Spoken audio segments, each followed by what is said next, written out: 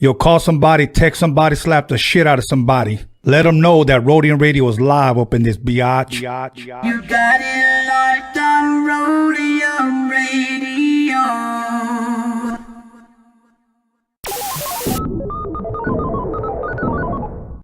Yeah, Dr. Dre is in full effect, and I gotta tell y'all a little something. Eazy-E is down with us. MC Ring, you know he's down with us. DJ Yella is down with us. Arabian Prince, you know he's down with us. Tony A the Wizard is down with us. JJ Fag is down with us. Timmy T, you know he's down with us. DJ Pooh Boy is down with us. Toddy B and Spade, they're down with us. My boy Ice Cube, you know he's down with us. I like to mention, so pay attention to where I'm from, Compton, but the tapes are from the Roadium. My name is Dre, listen while I play. And by the way, I'm also down with NWA. Yo, Steve at the Roadium is down with us. Slanging funky tapes, it is a must. We're number one. Tony A. Tony A. When you're ready, go. Welcome everybody to Roadium Radio episode 77. Wow, 77. I got something special when we hit our 100th episode, but until then, once again, I want to make a special announcement for everybody that follows me on Instagram and those that follow me on Facebook. Yes, we are going to be starting a new podcast starting possibly third week of August. At least in August, we'll be starting on a Friday, 7 p.m. And it's called Freaky Tale Podcast, Freaky Tales. The reason why it's called Freaky Tales is because we're going to be talking about the paranormal, the spooky ghost story type of shit. So if you guys want to hear about La Llorona, sleep paralysis, Ouija boards, El Pinche Diablo, tune in. Okay, we got some crazy ass stories, and we're going to be bringing in people that have experienced that type of crazy shit. For those of you that have seen La Mano Peluda, you guys kind of have an idea of what we're going to be doing. But at the same time, I also want to push my product, the High C album that I produced in 1991, the 4 mixtapes that I did in the 80s, and the other 4 that Dre did in the 80s. We have them for $430 at DOCUMIXERY.com. So once again, some people have said, Tony, I still haven't received my High C CD. Let me tell you something. I tried looking up the tracking number, and the post office said that there's no information due to shortage of transportation. That's all they said. But believe me, it's on its way. You'll get it. And if you don't get it, I'll give you your money back, or I'll send you another one. But I take care of everyone. But you know what? Enough of that. Without further ado, please allow me to introduce my very special guest, Duende. How are you, my friend? What's up, Tony, man? You know what? You were here episode 33. This is episode 77. That was 44 episodes ago. Halfway through your your 10 months. Yeah, dude. You know what? We had such a great time last time. We're going to clarify and share some things on, because we ran out of time last time. Right. You know, we could have just went on. But before we get into that, man, how was the drive coming over here? It was fun. I smoked a lot, so I don't even notice the time. For real? Yeah, sometimes. It's almost like a time machine then. Or you just get lost in time. Yeah, it's like you got to measure how many blunts it's going to take you to get so far. No shit. It was 4 blunts here, I think. La Hierba Buena? Yeah. Oh, no shit. Damn. Do you grow your own stuff, or do you buy it? Nah, man. That takes too long to grow my own shit. Hey, do people still grow their stuff, man? Yeah, some people. I think some people. I don't know anybody that goes through the whole process. That shit takes a long time. For real? But people, of course, yeah, people still grow their own shit. See, I'm like a virgin when it comes to like weed, homie. So that's why I like to ask interesting questions. Maybe we got to start a weed podcast. Maybe you need to smoke one and then get a little different perspective. No. Hell no. What about edibles? Do you like edibles? Edibles, they're cool. They just put me to sleep. Yeah, sleep is free. For people who have like insomnia and shit like that, edibles will work. Oh, for real? Yeah, for me it works. What about like the cookies and all or just the gummy bears? All that shit. All of it has it. If you're gonna consume it, like, you know, eating that shit, yeah, it'll work. For pain too. I've been to one of the biggest dispensaries in Arizona. I think it was called Mint. That motherfucker looked like a Rite Aid. Mm-hmm. And they had hamburguesas, pizzas. Yeah, everything. That's why I'm saying you could give it to your mom and your grandma nowadays, because, you know, they have pain and that shit takes it away, bro. Yeah? Yeah. Does it take away your pain? Just Anyway. corridos and alcohol takes away my pain. You know what? I wanted to ask you because I've been looking at Las Vegas just from like TV and the internet, and I know you stay there. Right. It looks fucking dead out there, bro. Is it really that dead, or don't believe the hype? You mean like the pandemic shit? Yeah, the strip and all that. I'm gonna tell you the truth. I wouldn't know the difference because I don't. If you live in Vegas and if you're from Vegas, like the Strip is a whole different city. Really? Yeah, we stay on the outskirts and we try not to hit the Strip. It's a whole different set of police sides. They're all rookie police officers trying to fuck with people like us. Really? They know who tourists are and they know who locals are. So if they catch you up there, they might fuck with you. We just stay away from it. Okay, because you know my brother, the spice smuggler, he's a big time Vegas head. He likes to go to Yeah, he was telling me. the Bellagio, all of that Yeah, shit. he was But telling he was me. just telling me that over there you could fucking film Dawn of the Dead because the Strip is so dead now. Yeah, there was a time when there was nothing but like families bike riding up and down the Strip and it was dead. Everything was dead. No But shit. then now I think all the prostitutes came back out and Oh, the prostitutes pimps are and good. shit. Yeah. So, yeah. Yeah, I mean that's on the cool. Strip, yeah, they're Yeah. good. Yeah, They're they good. belong The there. pimps, though. But other than that, man, you know what?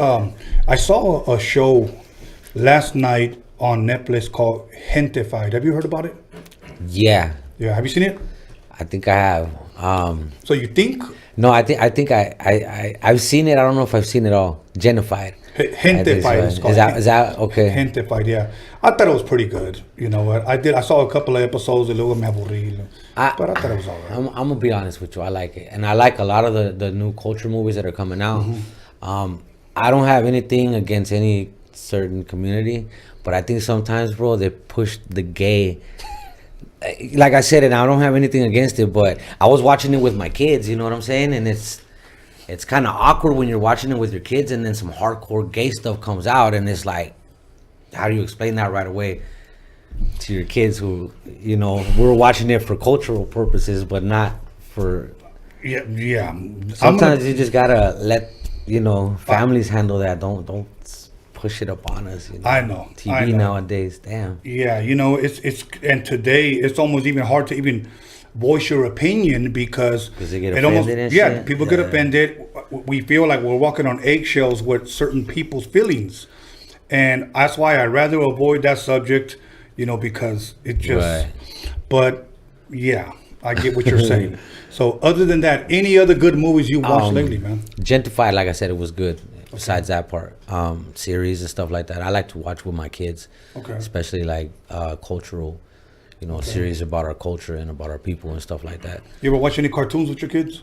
Yeah, I try to. I try to show them like my cartoons back in the days.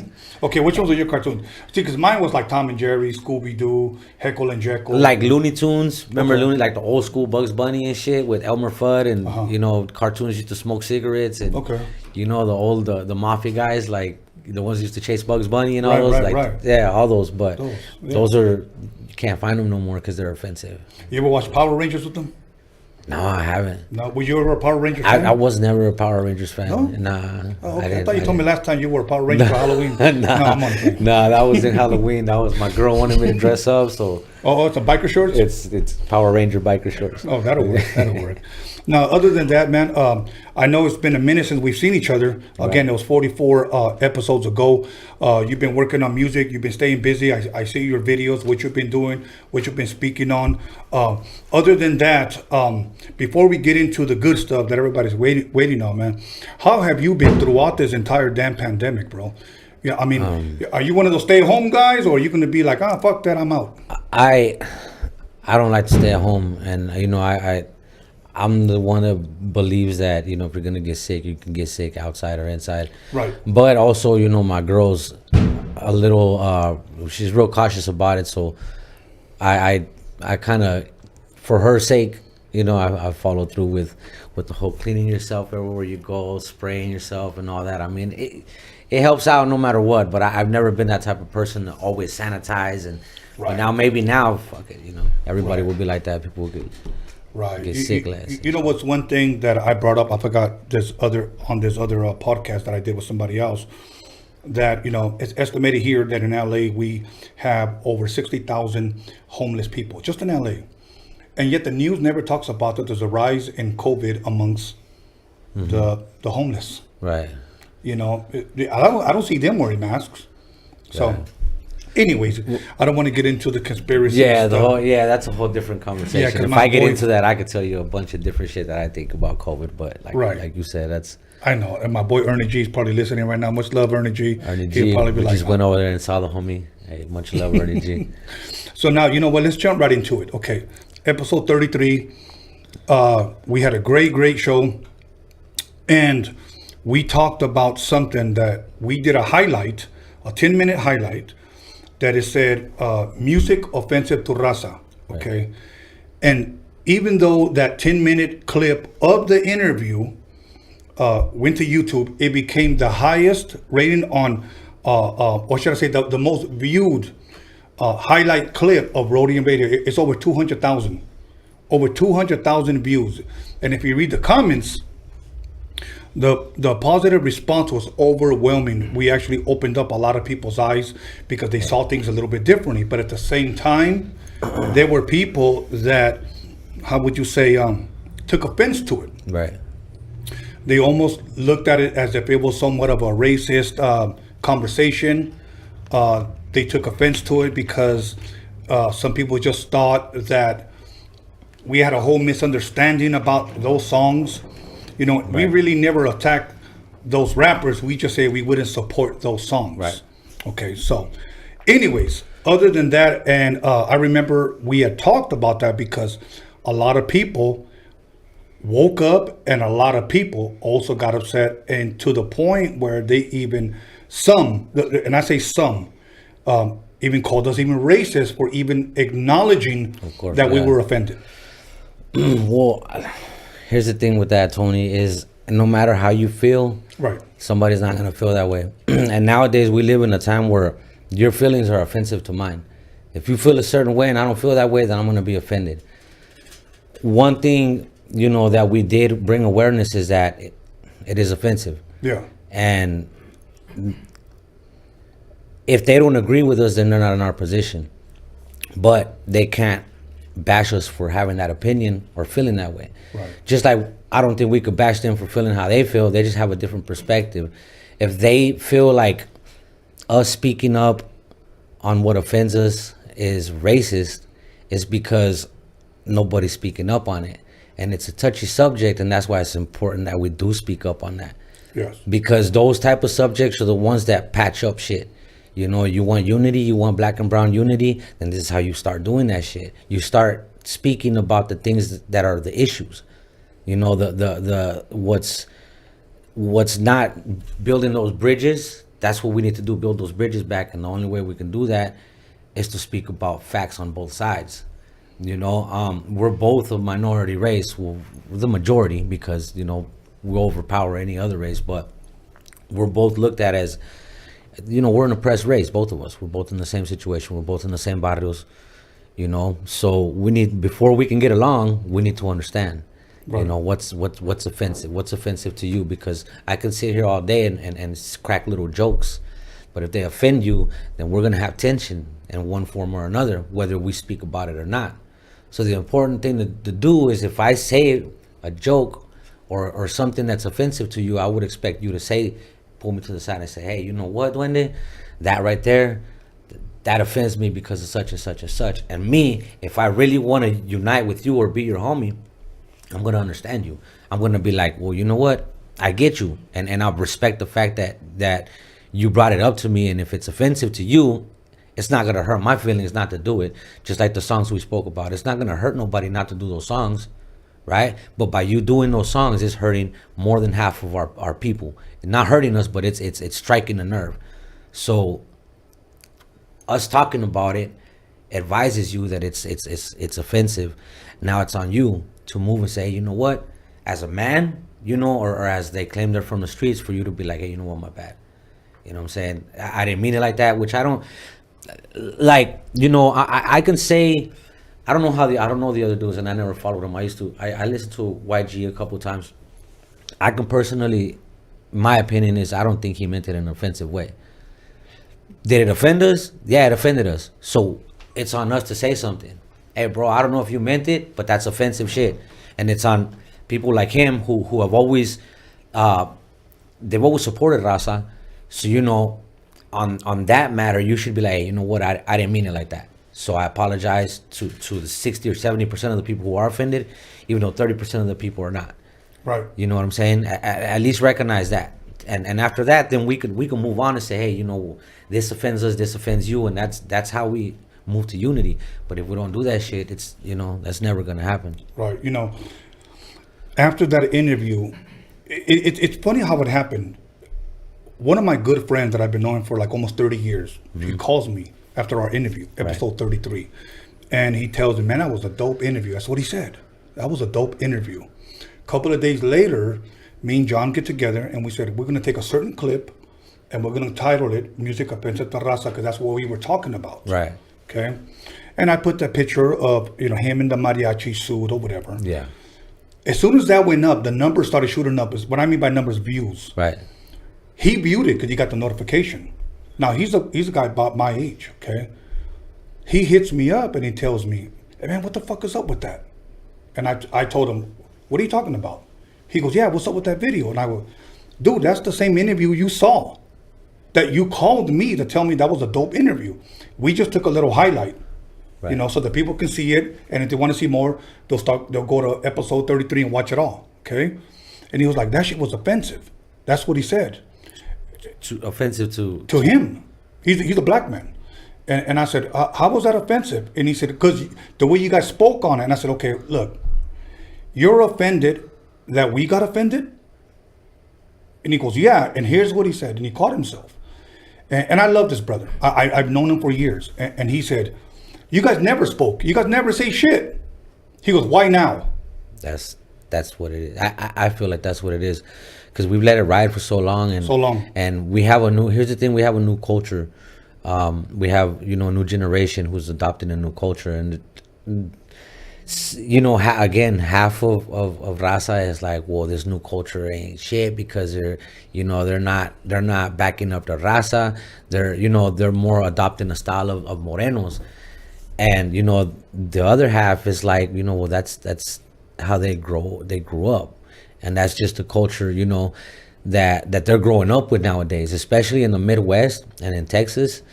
You know, a lot of that, like the N-word, for Raza to use the N-word, it's common, bro. It's common. And over there, the thing is, like, the division between black and brown, it doesn't really exist. It's not like they're all in the same hoods and they're all amongst the same streets. Agreed. The same group, the same gangs even. You know what I mean? That's more like a West Coast thing where we're still trying to bridge those gaps over here. Right. But I think it's been a lot of like we've moved forward a lot, I think. Yeah, I believe that, you know.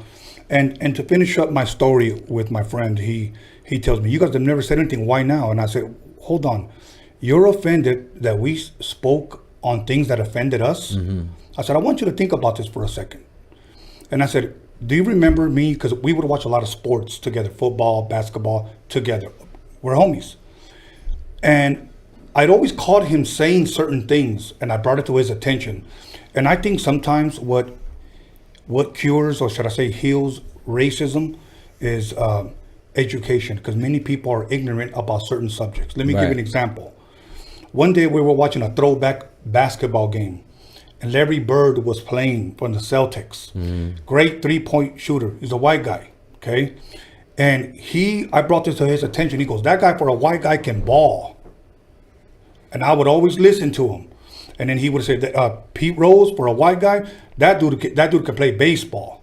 You know, Troy Aikman, that white boy, everything was always, that white boy, this, a great guitar. For him being white, he could sure play guitar. So I brought that to his attention. I said, dude, how would you feel if I say something like Deion Sanders, who is an ex-Cowboy, used to play for Atlanta Falcons, played for San Francisco 49ers, probably one of the greatest cornerbacks of all time, if not the best. I'm a big fan of Deion Sanders. I said, but how would you feel if I said, that guy Deion Sanders, for being black, he was fast. He was good. And he stood quiet. And I said, that guy James Brown, for being a black man, he could sure dance. I go, that's what you've been doing all of these years, and I've never said anything. I said, and I'm not even white. And he corrected himself, and he said, you're right. He said, you're right. You know, I said, so what we're doing, we're just saying, you know what, dude?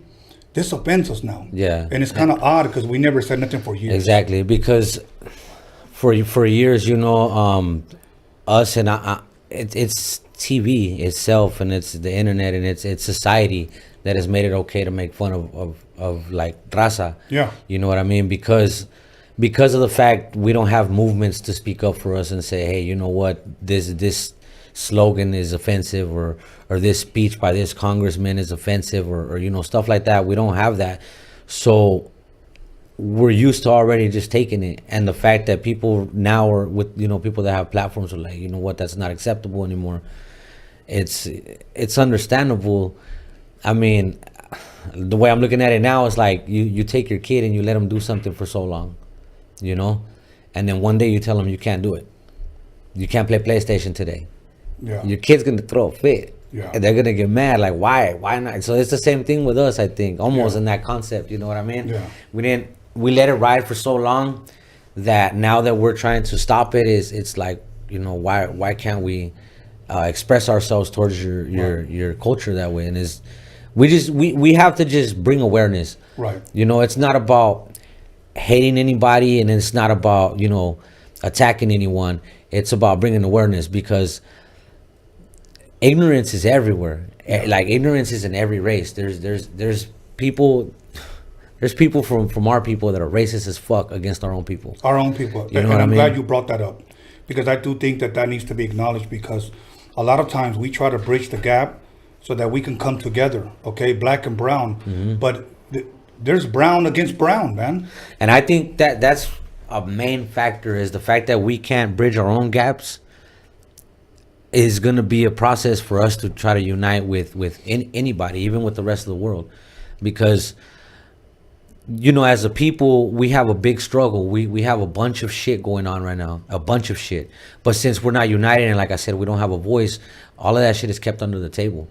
You know what I'm saying? We got a lot of shit going on, apart from Raza being shot by cops, killed, innocent, young kids and shit, unarmed, not to mention, we have ICE, we have kids disappearing, we have Military, and the military disappearing. yeah, and it's unfortunate, that Vanessa Guillen, it had to happen to her, and even though it hasn't caught enough attention, I don't think. No. It's fucked up that a bunch of other shit's coming out, and it's a lot of raza that they're finding out that have been taken advantage of, or even missing. Right. So it raises a question to us, like, I don't know, if you had a kid 17 years old and you knew all the shit was going on, would you let your little girl go to the army?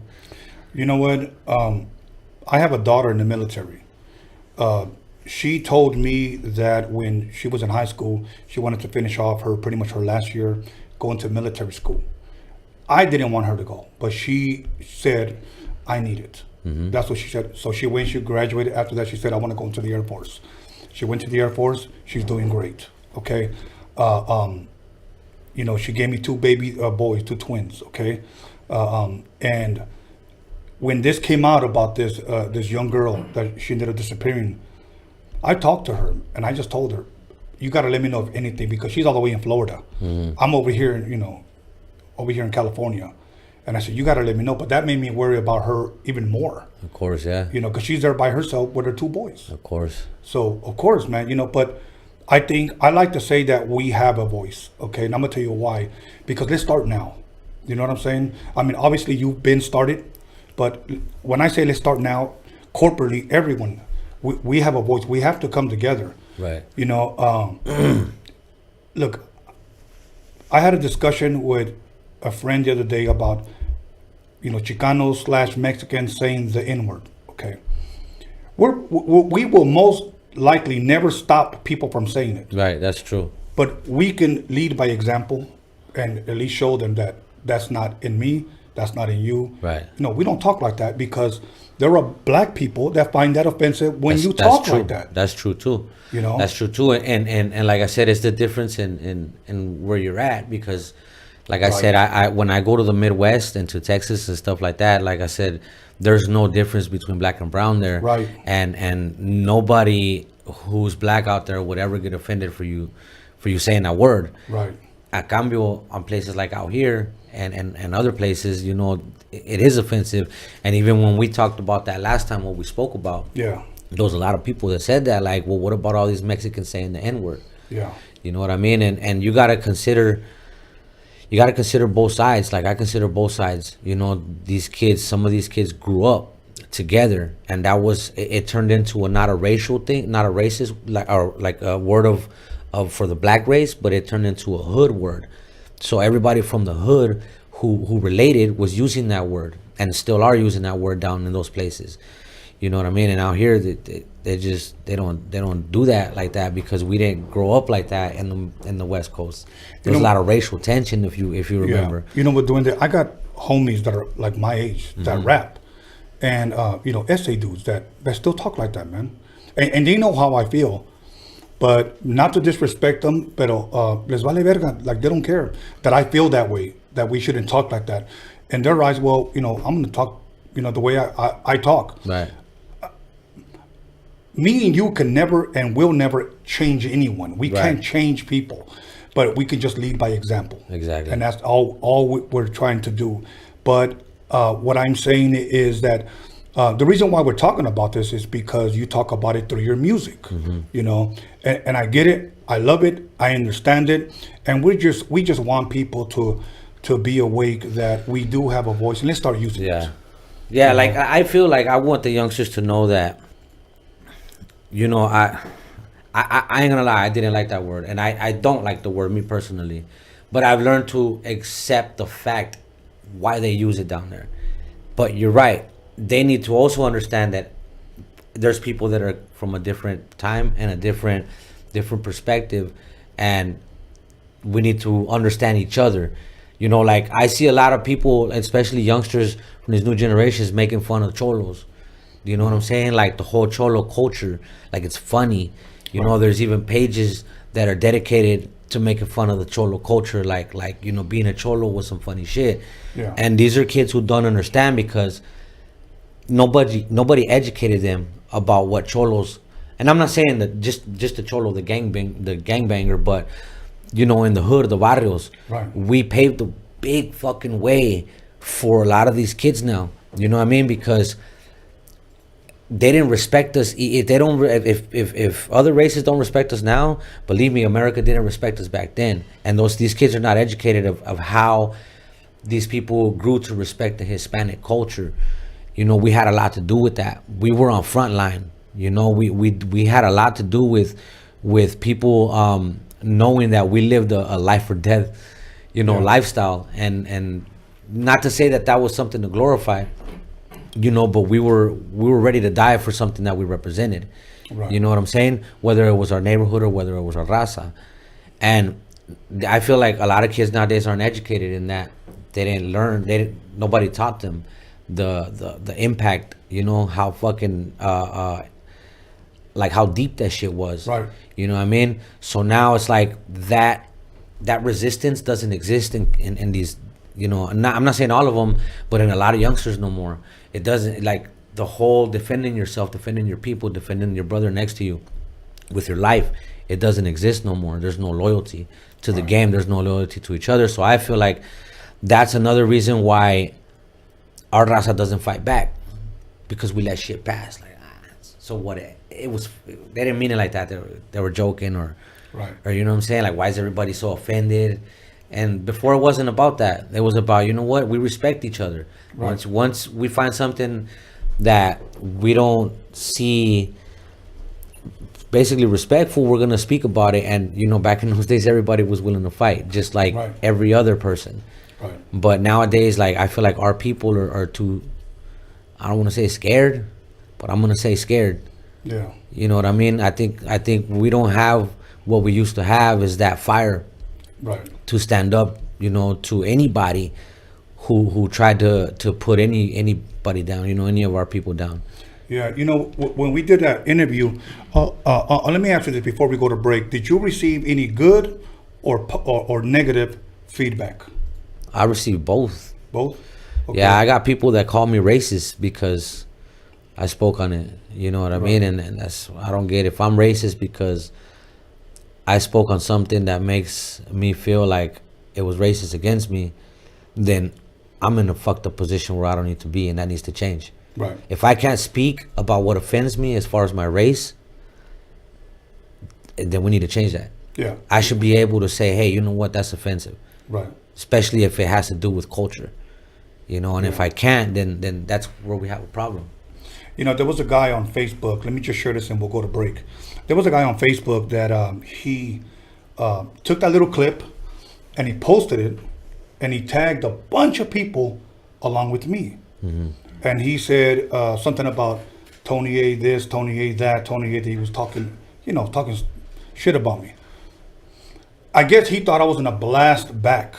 And there was, I was reading other comments and there were people, even Mexican people, bro, or whether they were from here or from Texas or wherever they were from, but there was over 100 comments, and they were blasting me, and I never responded to them out of anger. I said what I had to say. Blasting you like how? Like, This guy's a fucking idiot. He doesn't know what the fuck he's talking about. He's a moron. He's talking out of his ass. Like, that's pretty much what they were saying. You're a racist for even bringing this up. Our people's come a long way. You're going backwards. Like a bunch of shit. yeah. But the guy who posted it, I inboxed him and I sent him my number. And he called me and we talked. And I told him how I felt and what I said. I never ever once blasted those artists. I just said I would not support those songs. Right. And he understood, and you know what he did? He ended up taking it down, and he apologized to me.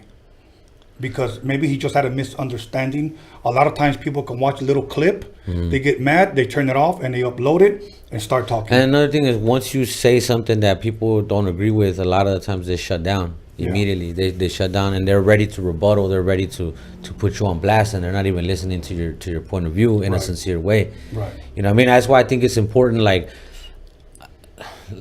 I fuck Trump first of all, and fuck the other guy. Like, I'm tired of people telling me to support one party and not support the other one, and you know what I'm saying? Like how am I gonna sit here and like I don't know. That's probably a whole different subject. Okay, well, I'll tell you what. Think about what you're gonna say when we come back. We're gonna talk about Respeto. Right. Okay. I want to bring up the Goya foods.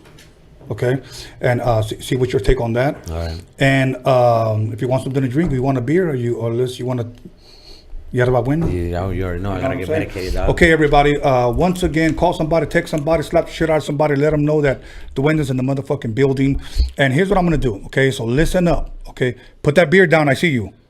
Okay, listen to me. We're gonna take some questions. I'm gonna take at least 10 questions. Okay, and we're gonna answer them not in these next 30 minutes, but the last one. 10 good ones. Okay, no bullshit. 10 good questions, and we'll try to get to all of them. So if there's anybody out there that wants to talk about music or what we're talking about, then right now is the time. So go ahead and submit your questions on the live chat. I'm going to have somebody write them down, and then on the last 30 minutes, we'll cover them. So other than that, go get your popcorn, get yourself a Modelo, take a couple of shots, and we'll be back in 10 minutes. Roadium Radio, and I am your host, Tony A. the Wizard. We started a GoFundMe page because we need you to help us meet our goal. And our goal is to release a Chicano rap documentary. And we need you to be a part of this. Everyone who contributes will have certain incentives offered to them. For an example, I'll name one. Your name will be on the credits of the film. Everyone who gives, everyone who contributes, their name will be on the credits. That's just one thing that we have to offer. But yet, if you read the description, you'll see other incentives for your contribution. If you've seen the Roadium Mixtape DOCUMIXERY, you will not be disappointed with this documentary, shining light on Chicano rap, the Chicano culture. It is something that can be used as an educational tool now and in the future. So once again, help us meet our goals so that we can start production. And remember this, we have a voice and we will be heard.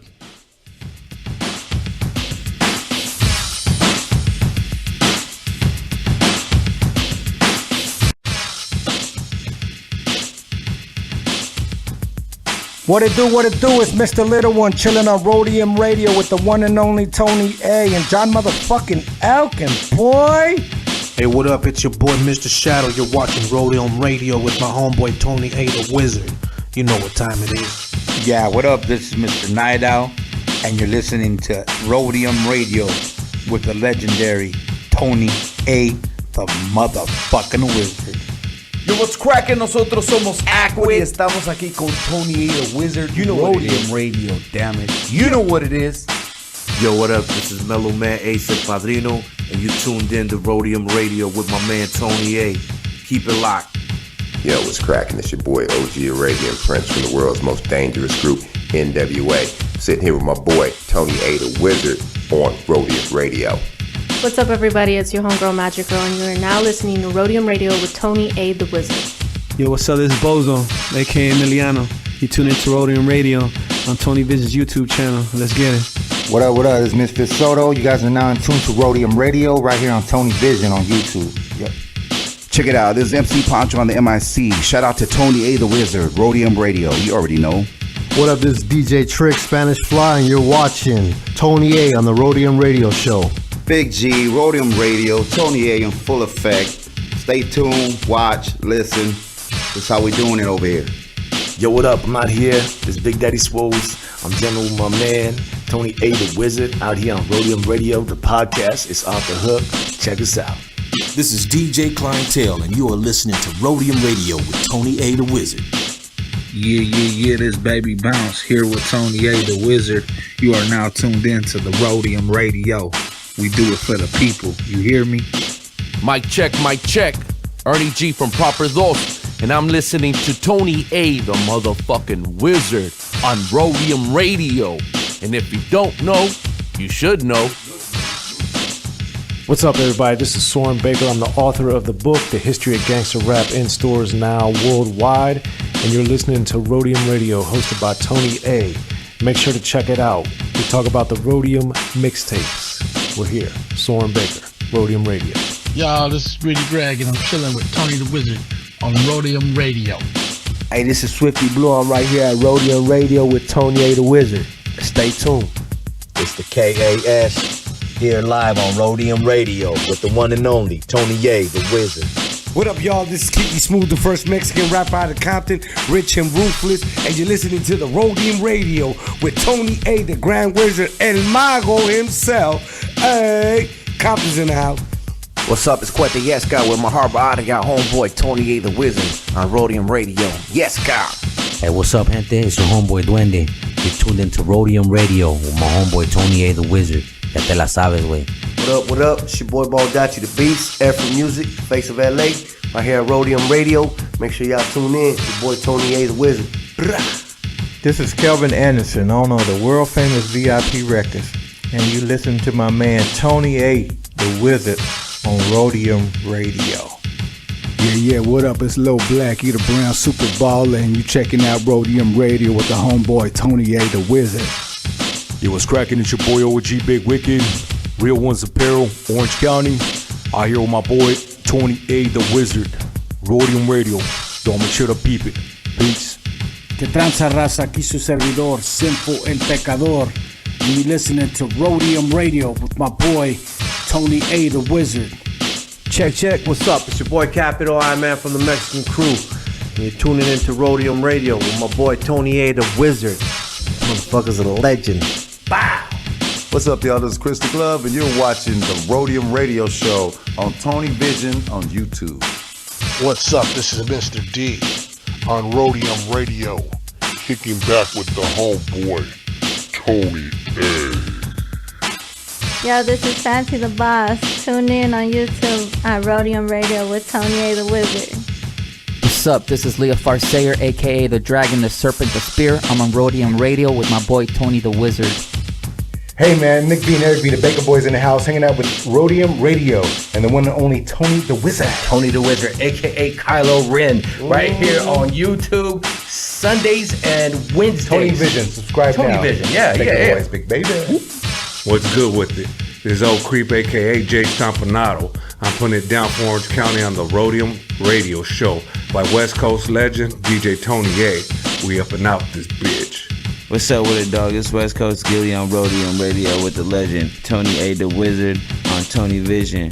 You know what it is, West Coast to the fullest, believe that. What's up, everybody? This is Stefan Orior listening to Roadium Radio with Tony A the Wizard. Yo, what up? It's your boy Doughboy Tony. You're tuned into Roadium Radio with West Coast legend Tony A the Wizard. What up? It's your boy Lottie the G, straight out of Santa Ana, CA, and we right here live in the mix with the West Coast legend Tony A the Wizard on Roadium Radio, Tony Vision on YouTube. Yo, what's up, world? This is Cool 187, above the law in the building. And you tuned into Roadium Radio with my man Tony A the Wizard. What's up? This is Darren Vegas. You're on Roadium Radio with Tony A the Wizard. Real West Coast hip hop history right here. Yo, what up? Sleepy Malo in the house, here at the Roadium Radio with my boy Tony A the Wizard, giving us our voice back. One of the realest motherfuckers I know. What's up, homie? Show me Frankie Quinones, a.k.a. Creeper from Cholo P. And you're listening to Tony A the Wizard on Roadium Radio. That's what's up right there. Hey, yo, what's up, man? It's Scooter the Savage. I'm right here with Tony A the Wizard, Roadium Radio. Everybody stay tuned, man. It's a motherfucking hit. Yo, shout out to Roadium Radio, Tony A the Wizard, your boy Pablo Nunez right here in the studio. Be about it, people. ¿Qué onda, muchacho? Ahí viene este miro. King with the Black Chicken and Negrito de los Angelitos, and you're checking out that Roadium Radio with Tony A the Wizard. ¿Qué hubo, Raza? This is Wicked from the Brown Side here on Roadium Radio with Tony A the Wizard. You know. What up? It's your homeboy Infinite TGM, chilling with Tony A the Wizard on Roadium Radio. Make sure you guys go check that out. What up, everybody? This is Wicked Baby Doll, and I'm chilling with Tony A at Roadium Radio. Check it out. Make sure you subscribe on YouTube and follow him on Instagram. What's good? What's good? It's your boy Spanky Loco, and you tuning in to Roadium Radio with that motherfucking legend, Mr. Tony A. You know what time it is, West. Hey, what up? This is Rebello the Dawn. And this is Dominator. And we came straight from the 805 ready to slap that motherfucking meat on your grill, bitch. Roadium Radio, Central Coast Click. What up? What up with it? It's your boy OG Magoo, Los Angeles airbrush artist, big chilling on site with the homie Tony the Wizard on Roadium Radio. All gas, no brakes. Let's get it. Man, you now listening to LA Icon, man, right here live with Tony A, the motherfucking Wizard on Roadium Radio. What's up? This is Esa Daz of Spanish Fly with that reintroduction right here on Roadium Radio with my boy, the Wizard, Tony A. Yeah, what up? It's Spanish Fly MC, Big MOC, Mr. Mos MC, on the Roadium Radio Show, baby, with Tony A, the Grand Wizard. Let's go. Johnny D from Spanish Fly on Roadium Radio. Your one and only Theo with the Giant Cheeto. Hey, what's up, everyone? This is Trish Toledo, and I'm over here with Tony A, John motherfucking ELKINS, and DG Media at Roadium Radio. Make sure you tune in every Wednesday and Sunday at 7 p.m. Hey, what's up, everybody? It's your girl Blanca. Bobby D presents Uncle Smith's Army. Chilling right here at Roadium Radio with Tony A, the Wizard. Make sure you tune in Wednesdays and Sundays at 7 p.m. on YouTube. What up, West Coast and all hip-hop fans? This is your girl, Violet Brown, and I'm here with Tony A. the Wizard. Yo, this is Daniel Jones, the D to the motherfucking G Media Clips. Here with your boy, Tony A. the Wizard on the Roadium Radio Show. Check, 1 2 1 2. This is Roger Live, and you are in tune to the sounds of Tony A. the Wizard on Roadium Radio, West Coast. Yo, what's up? This is John motherfucking Elkins, and you're tuning into Roadium Radio with my homeboy DJ Tony A. the Wizard.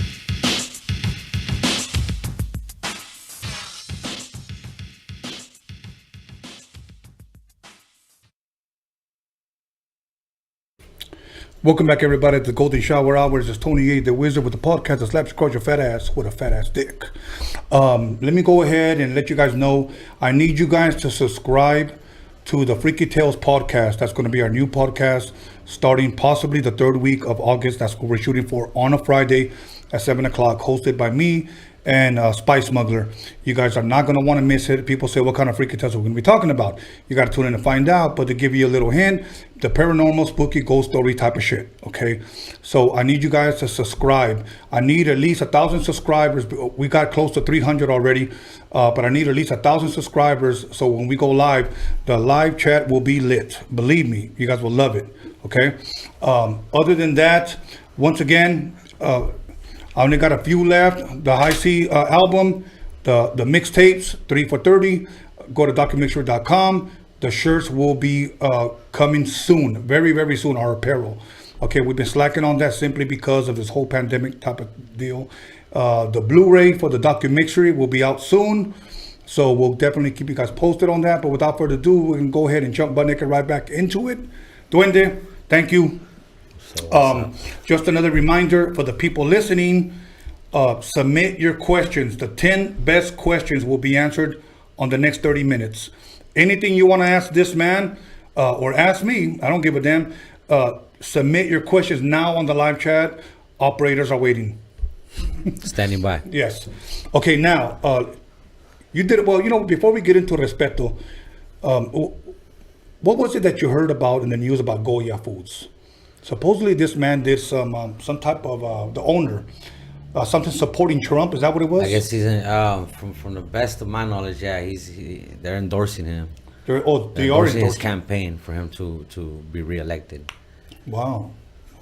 Kind of. You know what? Kind of strange from Raza. Yeah, exactly. I mean, shoot. I mean, I think fuck. I will say this, and not backing him up, but he did have balls to do it, though. I mean, because he knew what the repercussions would be.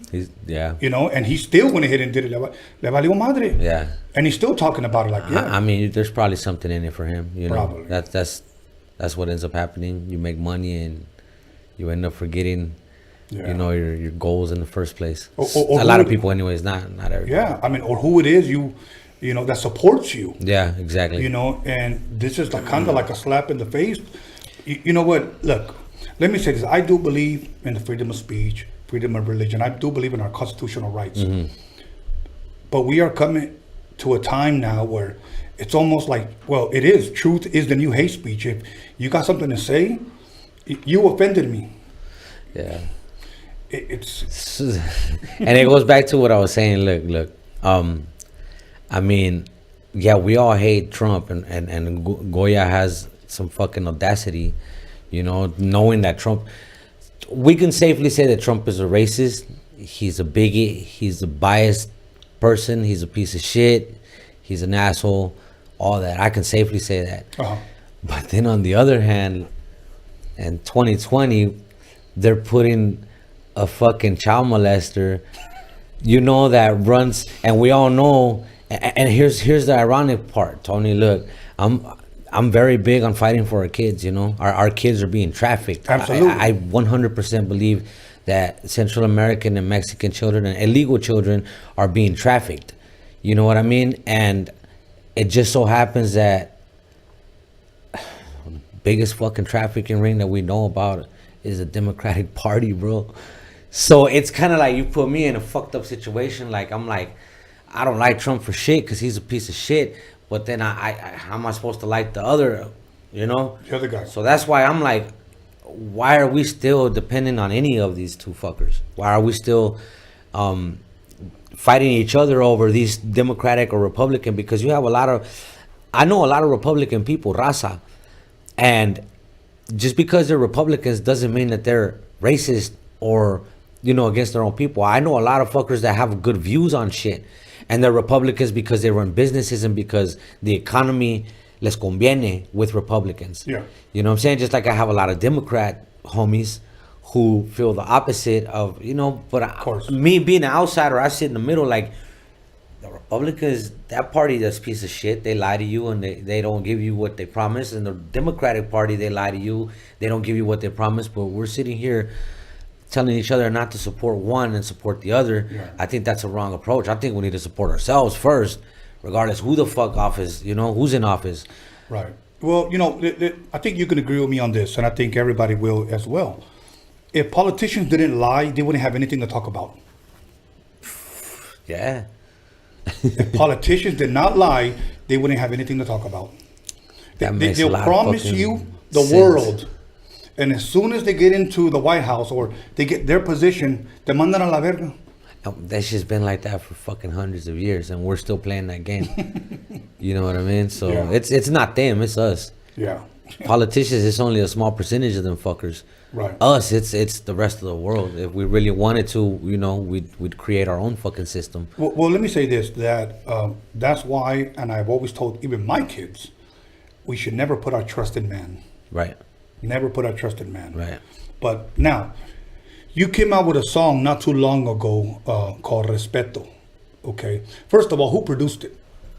That was my boy from Colombia. Okay. His name is EDW Beats. Okay.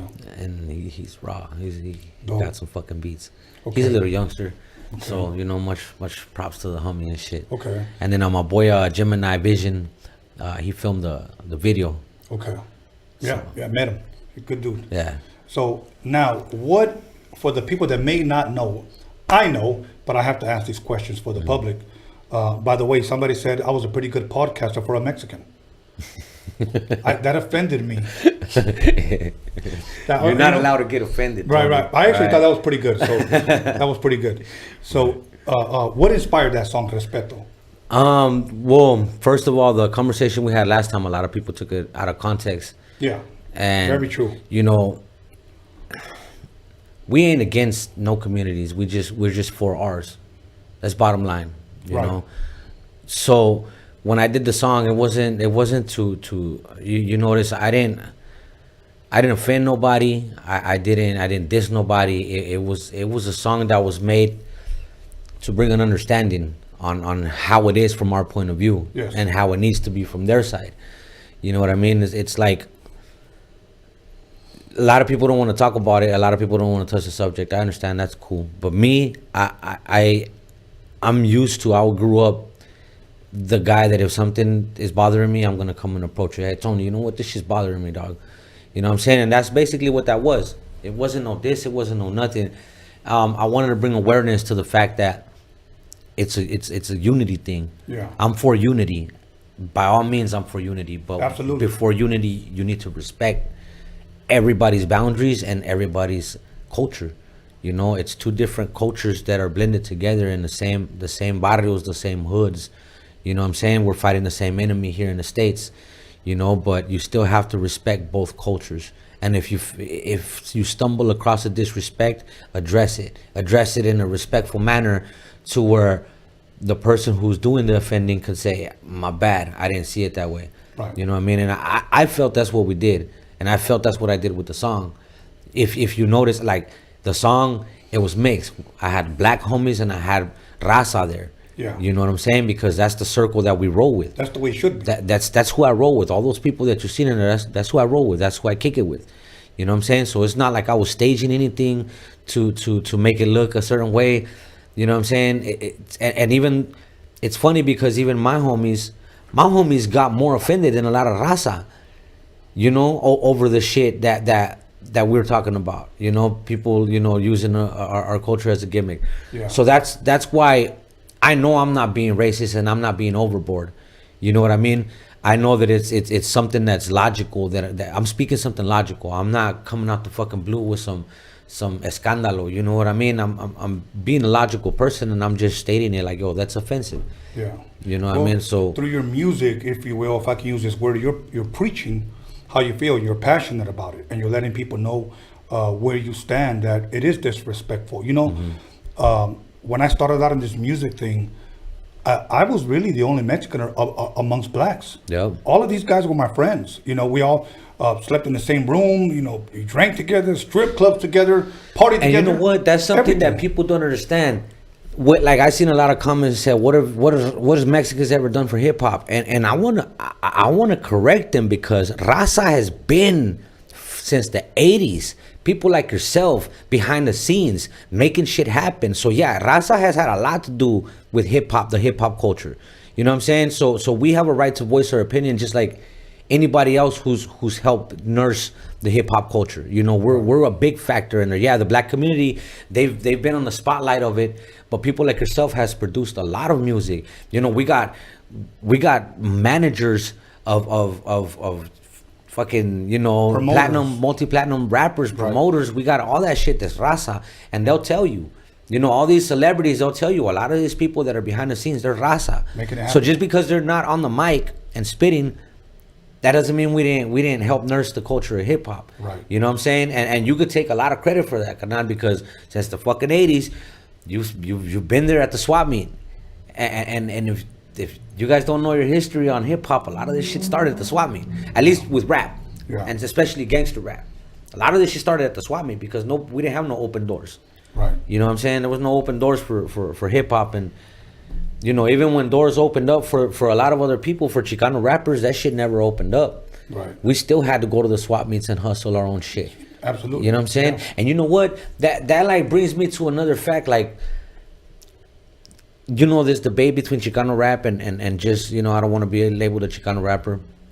Of course, that's cool. Me, I'm a Chicano rapper. You know what I mean? Because I remember the culture it came from, Tony, and it was Chicanos.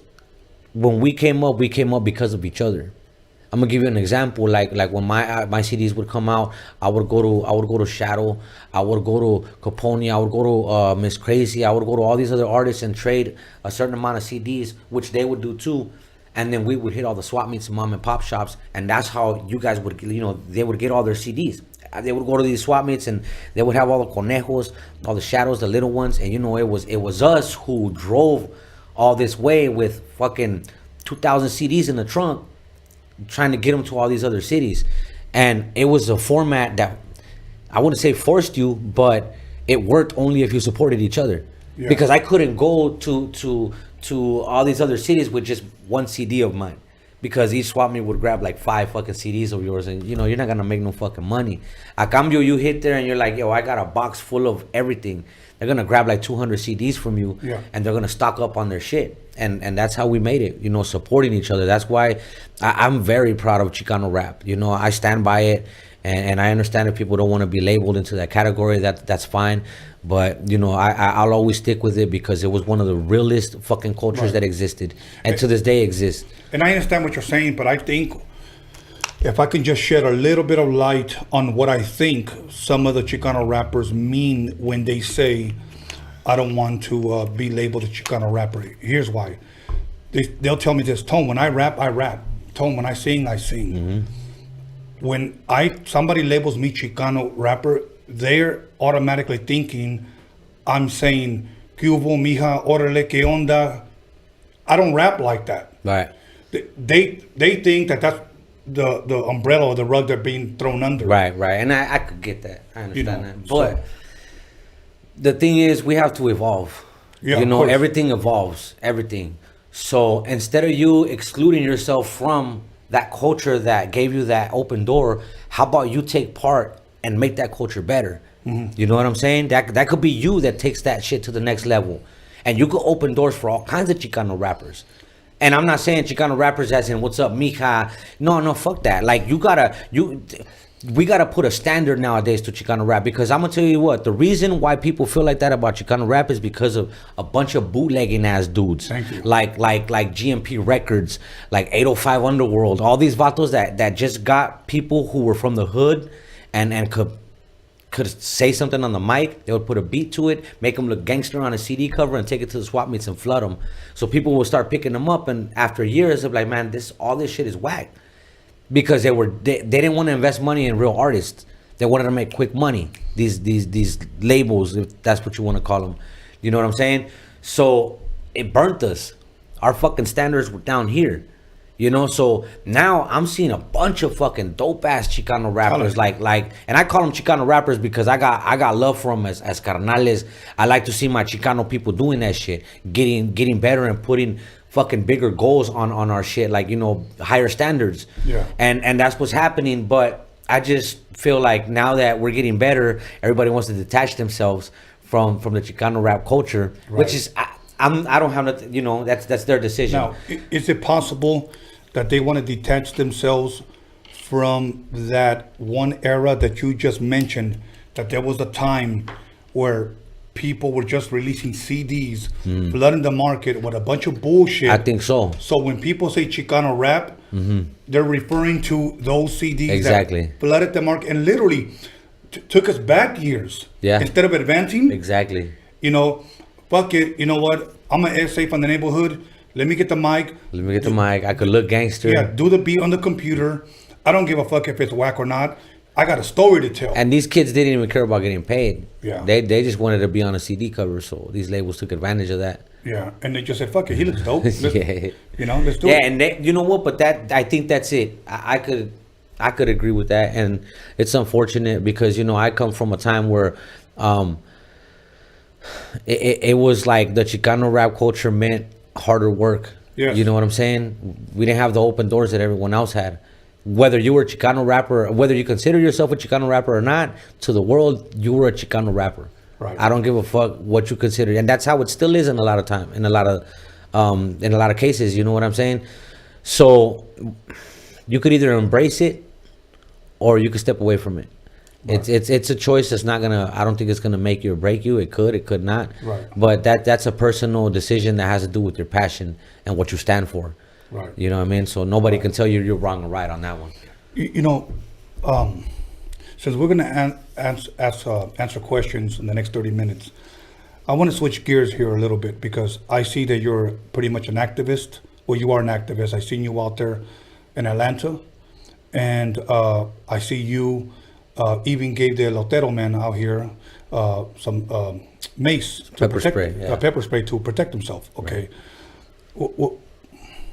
I already know what your opinion is and how you feel about it, but for the public's sake, because I guess they want to hear you speak on it, when you first found out about our people, the Dorito guy, the Raspado guy, the vendors, being attacked, because that's what they were being attacked. Yeah. Helpless people being attacked. Mm-hmm. It's hard for me to even ask, but I have to ask you, what was your take on it, man? Me da rabia, you know what I mean? Sí, me da rabia, and I think that's what it was designed to do, is que diera rabia and strike nerves. Yeah. I think how it's happening, it's a lot of it has to do with social media and people trying to get views and likes and clout. Yes. You know what I'm saying? And then there's a lot of people that even tell me, like, why are you trying to bring unity with the Morenos if they're doing that to our people? And I think it's important to know, I think it's really important to know that the little fucking punks that are doing this shit do not represent a lot of, the black community. Absolutely. Because there's way more good, people in the black community, but it's just like us. I remember growing up, carnal, and there was people, Raza, robbing the elotero, robbing the ice cream man. You know what I'm saying? Thinking it was funny. Yeah, thinking it was funny, or just all tecator out, or just all fucking high, or just and it's not okay, no matter who the fuck does it, right? But when you see a trend of a certain community doing it, and there's no outrage, like there should be, then yeah, it does piss me off. But then again, I don't want to incite the fact that we should go race against race. Streetwise, I mean, you can't say much because most of this shit gets handled behind the scenes. But let me say something, Duende, and maybe you'll agree with me. Say this is what nobody wants. Nobody wants a race war. Okay? Right. And I'll tell you why. Because black against brown. Because nobody would win. Nobody would win. There would be people dying on both sides. Yeah. Who would want that? Yeah. Nobody wants that. Yeah. So it's important to say that those people that are doing these crimes, these horrific crimes to these vendors, don't represent or don't speak for the black community. Maybe I shouldn't say this shit, but I can't wait till I see consequences of those youngsters, because that's the only way. That's the only way some people learn, unfortunately. Yeah. Is by street justice. I don't know if you saw the video. There was one, again, I don't believe everything I see on social media, simply because I don't know how old it is. Right. I don't even know if it's recent or whatever. Yeah, but I saw it, supposedly, this guy looked Chicano or Latino, whatever the case may be. Mm-hmm. And a lady, I don't know if you might have saw it, pulled over. She said, "Hey, what are you doing?" And supposedly he was robbing or punking a vendor. Yeah, he robbed. I guess he didn't want to pay the lotero, and somebody came and knocked him out, right? Knocked his ass out. Okay. Never once did I ever think, "Hey, man, that could possibly be Raza." I didn't think that. He got what he had come. If he did that, right, then he had it coming. Right. But here's my thing. Here's how I take it. We need to apply that same discipline. I don't give a fuck what race you are. Right. If you're fucking with our elders and one of us sees you, you need to get them. You just how those people went after the homeboy. Yeah. People need to get out their fucking car or chase whoever the fuck did it and make sure that they know that, yo, if you get seen by anybody in the community, you're going to get fucked up, or we're going to try real hard to catch you and fuck you up. Right. You know what I'm saying? Because, like I said, we have to be defenders of our elders. Absolutely. And there's a lot of people out there like that are active and that are willing to go out of their way and you know, myself included. You know, I got homeboys that are out there parked by the elotero for hours. You know what I'm saying? They'll get a raspado and they'll park by the elotero strapped up. And you know, I'm not inciting violence. Don't get that wrong. But if that's what you feel you have to do to protect an elder who doesn't have any means to protect himself and can't call the police because of their status, right, then fuck it. Get out there for 3 hours if you ain't doing shit. Eat a raspado by him and strap up, or with your homies, you know, if you guys ain't doing shit. But let them know that we're out here. Well, that is a part of respecting your elders, is also protecting them. Protecting them, of course. You know, protecting them. I mean, look, I'll say this too. If I saw, I don't care if they're Chicanos or whatever, beating up an old black man, I'd get off. Right. I'd get off, because that's a human life right there. Okay. So I understand what you're saying, you know, but ultimately, I guess we're talking about this because ultimately, not only should there be unity amongst Raza, but eventually unity, black and brown unity. Okay. Right. And I believe in that. And I know you believe in that. But at the same time, man, it's like, dude, there's so much hate just between us, so many people that would disagree just on what we're talking about. Yeah. I know we can't worry about that. We just need to move forward. Of course. So, yeah. But other than that, there was another song that I want to touch on that came out a while back. I don't know how long, maybe a couple of months. The Carne Asada song. Okay. I don't know, a lot of people have already talked about it, and I don't want to butcher it and keep going on. But when it came out on social media, there was a lot of raza, I don't want to use the word attacking, but like making their points on, like, dude, what are you doing? And it didn't help that there was raza already in the video, in the video. Right. You know, I don't know, what is your take on that, man? On raza in the video? Yeah. I mean, man, here's the thing. Now, like I said, again, we're living in the days where likes and views and followers mean a lot. Mean a lot. You know, to these people. To these people, yeah. So you don't think about the offense to yourself, and you don't think about what you're actually representing when you're showing up to one of those video shoots. You know what I'm saying? When Raza see you, they're looking at that token Mexican. You know, the one I need a Mexican that I can make fun of and bring them to the video shoot, and that's what you're looking like. I don't know if that's who you are, but to people who know that this is not a song made to pay homage to the culture, you know, they know it's a song that's clowning. Right. You're gonna look like a clown. You know what I'm saying? And I don't know if that's how people look at them. You know, people. You know. Well, you know, the thing is this. Okay, and I advise all you rappers, artists, producers, whatever, singers, when somebody invites you to a video shoot, regardless of who it is, you know what? If you don't do this already, do it. Ask them to send you the song first. Yeah. You just don't want to show up. Exactly. You know, because I known a lot of people that were in certain videos, and later on, though it was hard for me to believe them, said, I never heard the song before. I didn't know it was like that. They just called me in and told me, hey, we need you to twerk, or we need you in a G-string, or we need to go. That's probably what happened. Possibly. I mean, I can't speak, but that's just what it looks like from the outside, you know, looking in. It's like, right, there's real Mexicans in there. Like, he's saying what he's saying, and those are like real Mexicans. Right. You know, and I saw an interview where he tried to say, this Blueface guy tried to say something like, well, I love the culture, you know.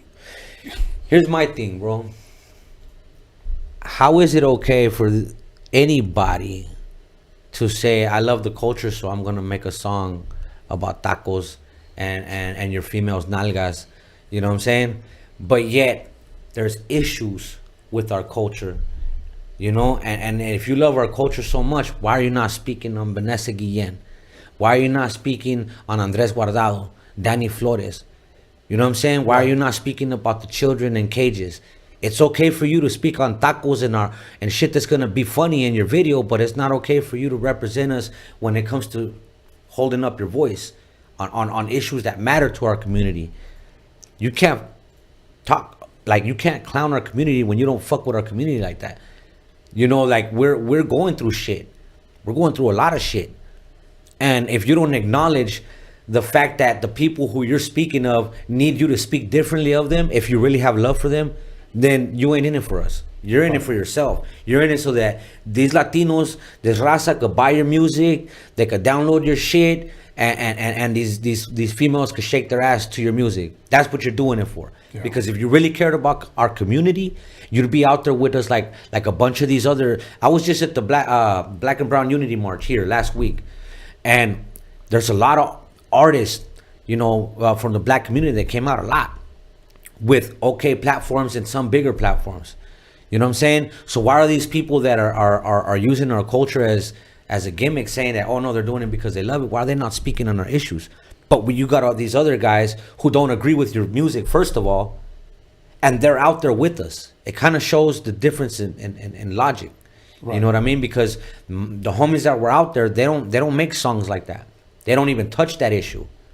But they're out there protesting, and they're out there in the front lines and marching with us. You know, they were out there for Vanessa Guillen this weekend. They were out there for Andres Guardado. They were out there for the kids in cages. And you know what? Most of all, they were out there for the paleteros, which shows you, you know what I'm saying, that us speaking on it is something that we need to do. Because even the black community, the black from gang members in the streets, they were out there marching with us for the paleteros and with the paleteros. You know what I'm saying? So if you think that this is something we should shut up about, then you're looking at this shit in the wrong way. Yeah. You know, but you said it why they won't speak up. You said it earlier. Because this generation, and not to pick on anybody specifically, but it doesn't bring them likes. It doesn't bring them views. You know what I'm saying? Yeah, it doesn't. It's not trending. You know, so they'd rather. Not trending. Yeah, it's not trending. Yeah, pretty much. Because if we really cared, and I'm gonna tell you like this, you know what's fucked up is that, you know, it's fucked up what happened to George Floyd. You know what I'm saying? Absolutely. And I can't say, you know, the looting and the riots and all that shit were necessary or not necessary. It happened. But people were angry. People were fucking sparked up. And everybody from black to brown to white to every race that you could think of were out there angry, right? Now, a U.S. soldier, dog, that signed up to give her life for this country. Yes. You know what I'm saying? Was fucking missing for a month. And they didn't even want to help the mom investigate. They said she went AWOL.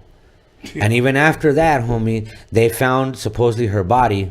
It wasn't her body. It was another Latino. It was his body who had been considered AWOL. AWOL too. You know what I'm saying? Yeah. And nobody's fucking outraged, Tony. Like, everybody's just reposting and sharing and saying it's fucked up. But I see nobody out there really fucking angry how I seen people crying, how I seen people devastated on TV. You know what I'm saying? I don't see none of that. And that strikes a nerve because, you know, why is it okay to fight for one life but not the other one? And it makes me believe that because she was Raza, she didn't matter as much. It's not a good agenda to bring this into the light, so we're not even going to talk about it. At her funeral, there was no celebrities there. There was no fucking politicians there. All it was friends and family and people who heard about, you know, the case. Yeah. Not even a fucking senator from her state could show up when she fucking gave her life, not only for her country, but she got her life taken by the people she signed up to fight with. They couldn't even show up. So that just goes to show you how much we fucking matter here. And I don't give a fuck if you're Republican, if you're Democrat. I don't give a fuck if you're there's a third party, right? Yeah. Fucking independent or whatever. Yeah. Give a fuck who you are. They're not here for us. They're here to kill us. They're here to murder us. They're here to take our children. You know what I'm saying? They're here to sex traffic our kids, and pretty much take our money. So as soon as we start bonding together, I don't give a fuck. Like I said, I don't care what party you are. Right. You got to be able to say, you know what, enough is enough, and our people are not getting a fair treatment.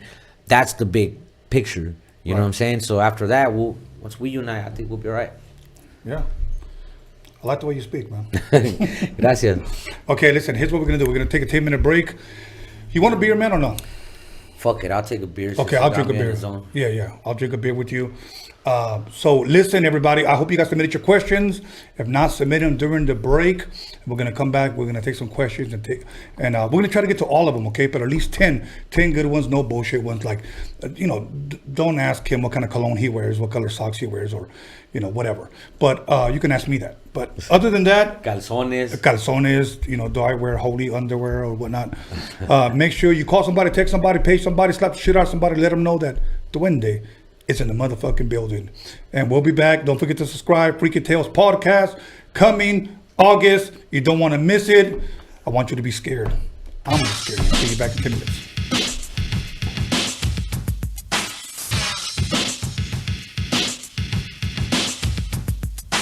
Yo, what's up? It's Bella. I'm here on Roadium Radio with my boy Tony A. the Wizard. Stay tuned. Yo, it's Ray Monique on Roadium Radio with Tony A. the motherfucking Wizard. Tune in and subscribe. What's going down, everybody? This is Big Rich G here at Roadium Radio with Tony A. You guys got to check this out, man. Don't miss out. Tune in. It's your boy Producer A here at Roadium Radio. It's your boy Tony A. Make sure y'all subscribe every Sunday, Wednesday, 7 p.m. with the dopest podcast popping in the motherfucking West Coast. Make sure y'all subscribe, please. Yeah, this is Pablito here at Roadium Radio. I'm here with Tony A. the Wizard. Tune in. What's cracking? It's your boy Noel G in the house, aka Hector. You guys know what time it is, right here with the Roadium Radio Show, hosted by your boy Tony A. the Wizard. Keep listening. We got something good for you. What's good, beautiful ladies? It's your boy MC Magic, Tony A. the Wizard. You already know. Roadium Radio Show. Turn it up. Yo, what's hood good with y'all? This your boy Big Prodigy from the legendary South Central Cartel, and I'm over here chilling with my homeboy Tony A. the Wizard on the Roadium Radio Show. Make sure y'all like, share, and subscribe to the page on YouTube. And by the way, check out that interview with yours truly. You dig? Wes. What's up, guys? This is Mayito. You're watching Roadium Radio with Tony A. the Wizard. Hey, what's up, everybody? This is Little Silent from BOTG, the voice of the ghetto, man. Tune in every Sunday and Wednesday to Roadium Radio. You already know, hosted by the legend himself, Tony A. the Wizard, man. Just don't miss out, man. That should be active out here. What's up, everyone? This is Antonio Pelayo. I'm here at Roadium Radio with Tony A. the Wizard. Make sure to subscribe. Yo, what's up, everybody? LA Baseball Head here, also known as LAFC Soccer Head, chilling on Roadium Radio with my homeboy, Tony A. the Wizard. What it do? DJ Joe Cooley. You chilling with me, DJ Tony A. the Wizard, and Roadium Radio. You heard me? What up, everyone? This is Solita. Tune into Roadium Radio, hosted by Tony A. the Wizard. What up? Susie Q in the motherfucking building. I'm here chilling with Tony A, the motherfucking Wizard. Roadium Radio, YouTube. You guys check it out. Subscribe. Spank it easy. Yo, this is Shady Boy right here with Tony A, the Wizard on Roadium Radio. What's poppin' with it, family? It's your boy Jokes Loves Life, and you are now tuned in to Roadium Radio with the one and only Tony A, the motherfucking Wizard. That's right, love life, y'all. This your boy Wito Trees, Roadium Radio in the house, Tony A. the Wizard, what's up? What? West Coast, how we do it, flossing, down Pacific Coast Highway, blowing trees, all up in your face, boy, what? What's up, this is your boy Panther on Roadium Radio. Tune in with your boy Tony A. the Wizard, and make sure you hit that subscribe button. Yeah. This is Murray Brumfield, a.k.a. Mexicali Slim, Familia Records. and you rolling with Roadium Radio with Tony A. Yo, what up? It's your boy DJ Kazam. We're right here live, Roadium Radio with my boy Tony A the Wizard. That's what's up. Ooh. What's up, you guys? It's your girl Mariah Avila. I'm here on Roadium Radio with Tony the Wizard. Please subscribe, like, and comment.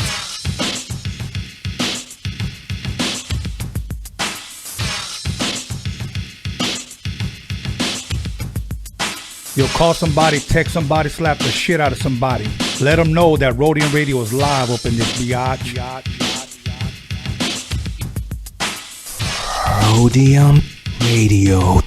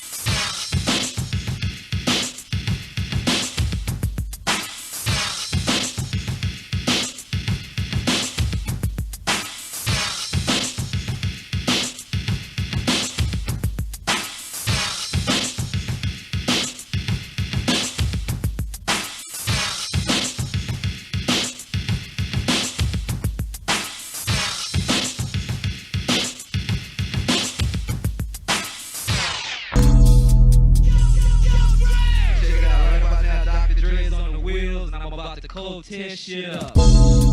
Hey, yo, D, you got a level? D, hit record, man. Get busy with Easy and Tony A on the 12 technique, see? Here's a little something about a nigga like me. They never should have been trying to take from the thing. Yo, this is your main man team.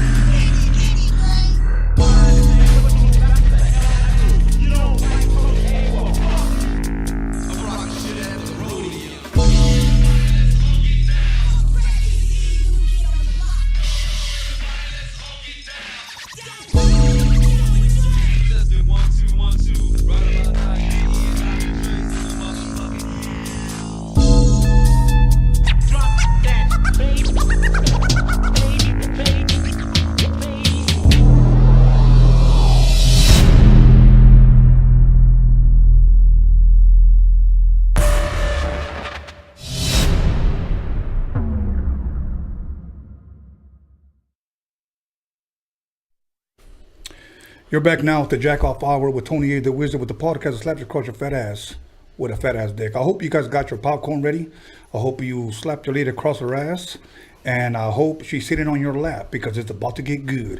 Real good. So, we got some questions. Let's do some questions. You know, is the Calzones question in there? Yeah, that's in there, you know. Let's do that one first. Nah. Okay, yeah. Do you throw away old chonies? So no. Okay, the first question, this person asked it 5 times. What do you think about Capone not being Mexican, but doing Chicano rap? Does it offend you? No, not at all. It doesn't offend me. Again, I respect the fact that he's not Raza and that he embraces our Raza the way he does. You could look at it 2 ways. You could look at it like, why are you acting Mexican if you're not Mexican? Or you could look at it that he grew up around Mexicans.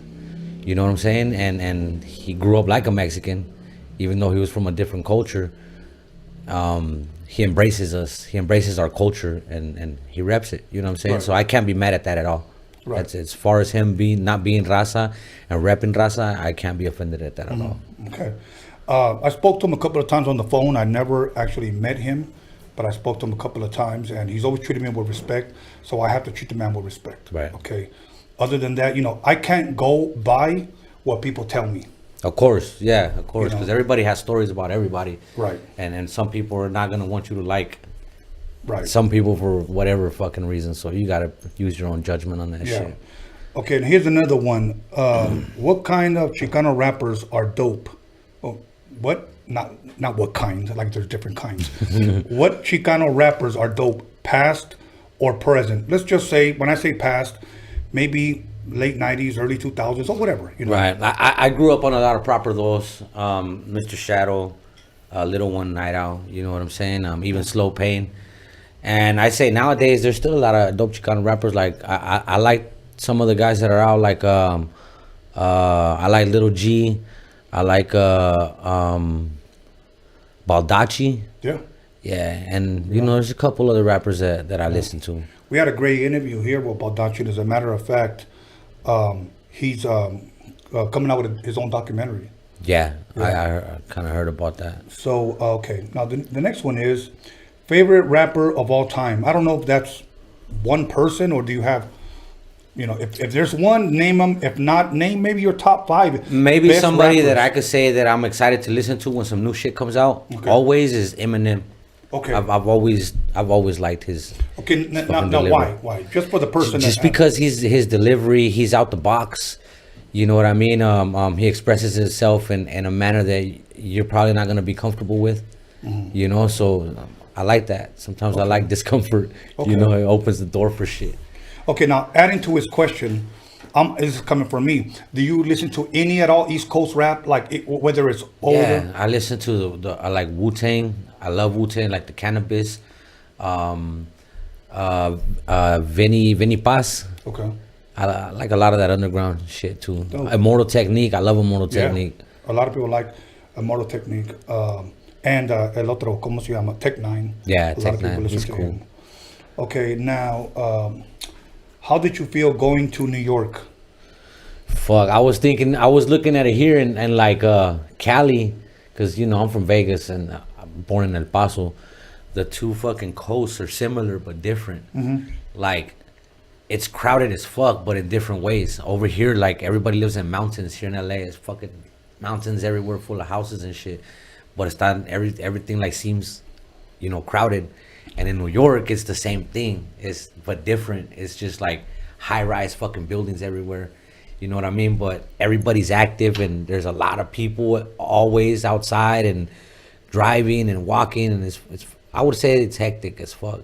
I like it though. I love New York. Let me ask you this, because I've been there a couple of times. Did you ever run into Raza out there? In New York? Yes. Oh yeah, there's a lot of Raza in New York. A lot. Every September 15th, there's a Dia de la Independencia parade, and it's a lot of Raza. Dude, there's carnicerias in Harlem.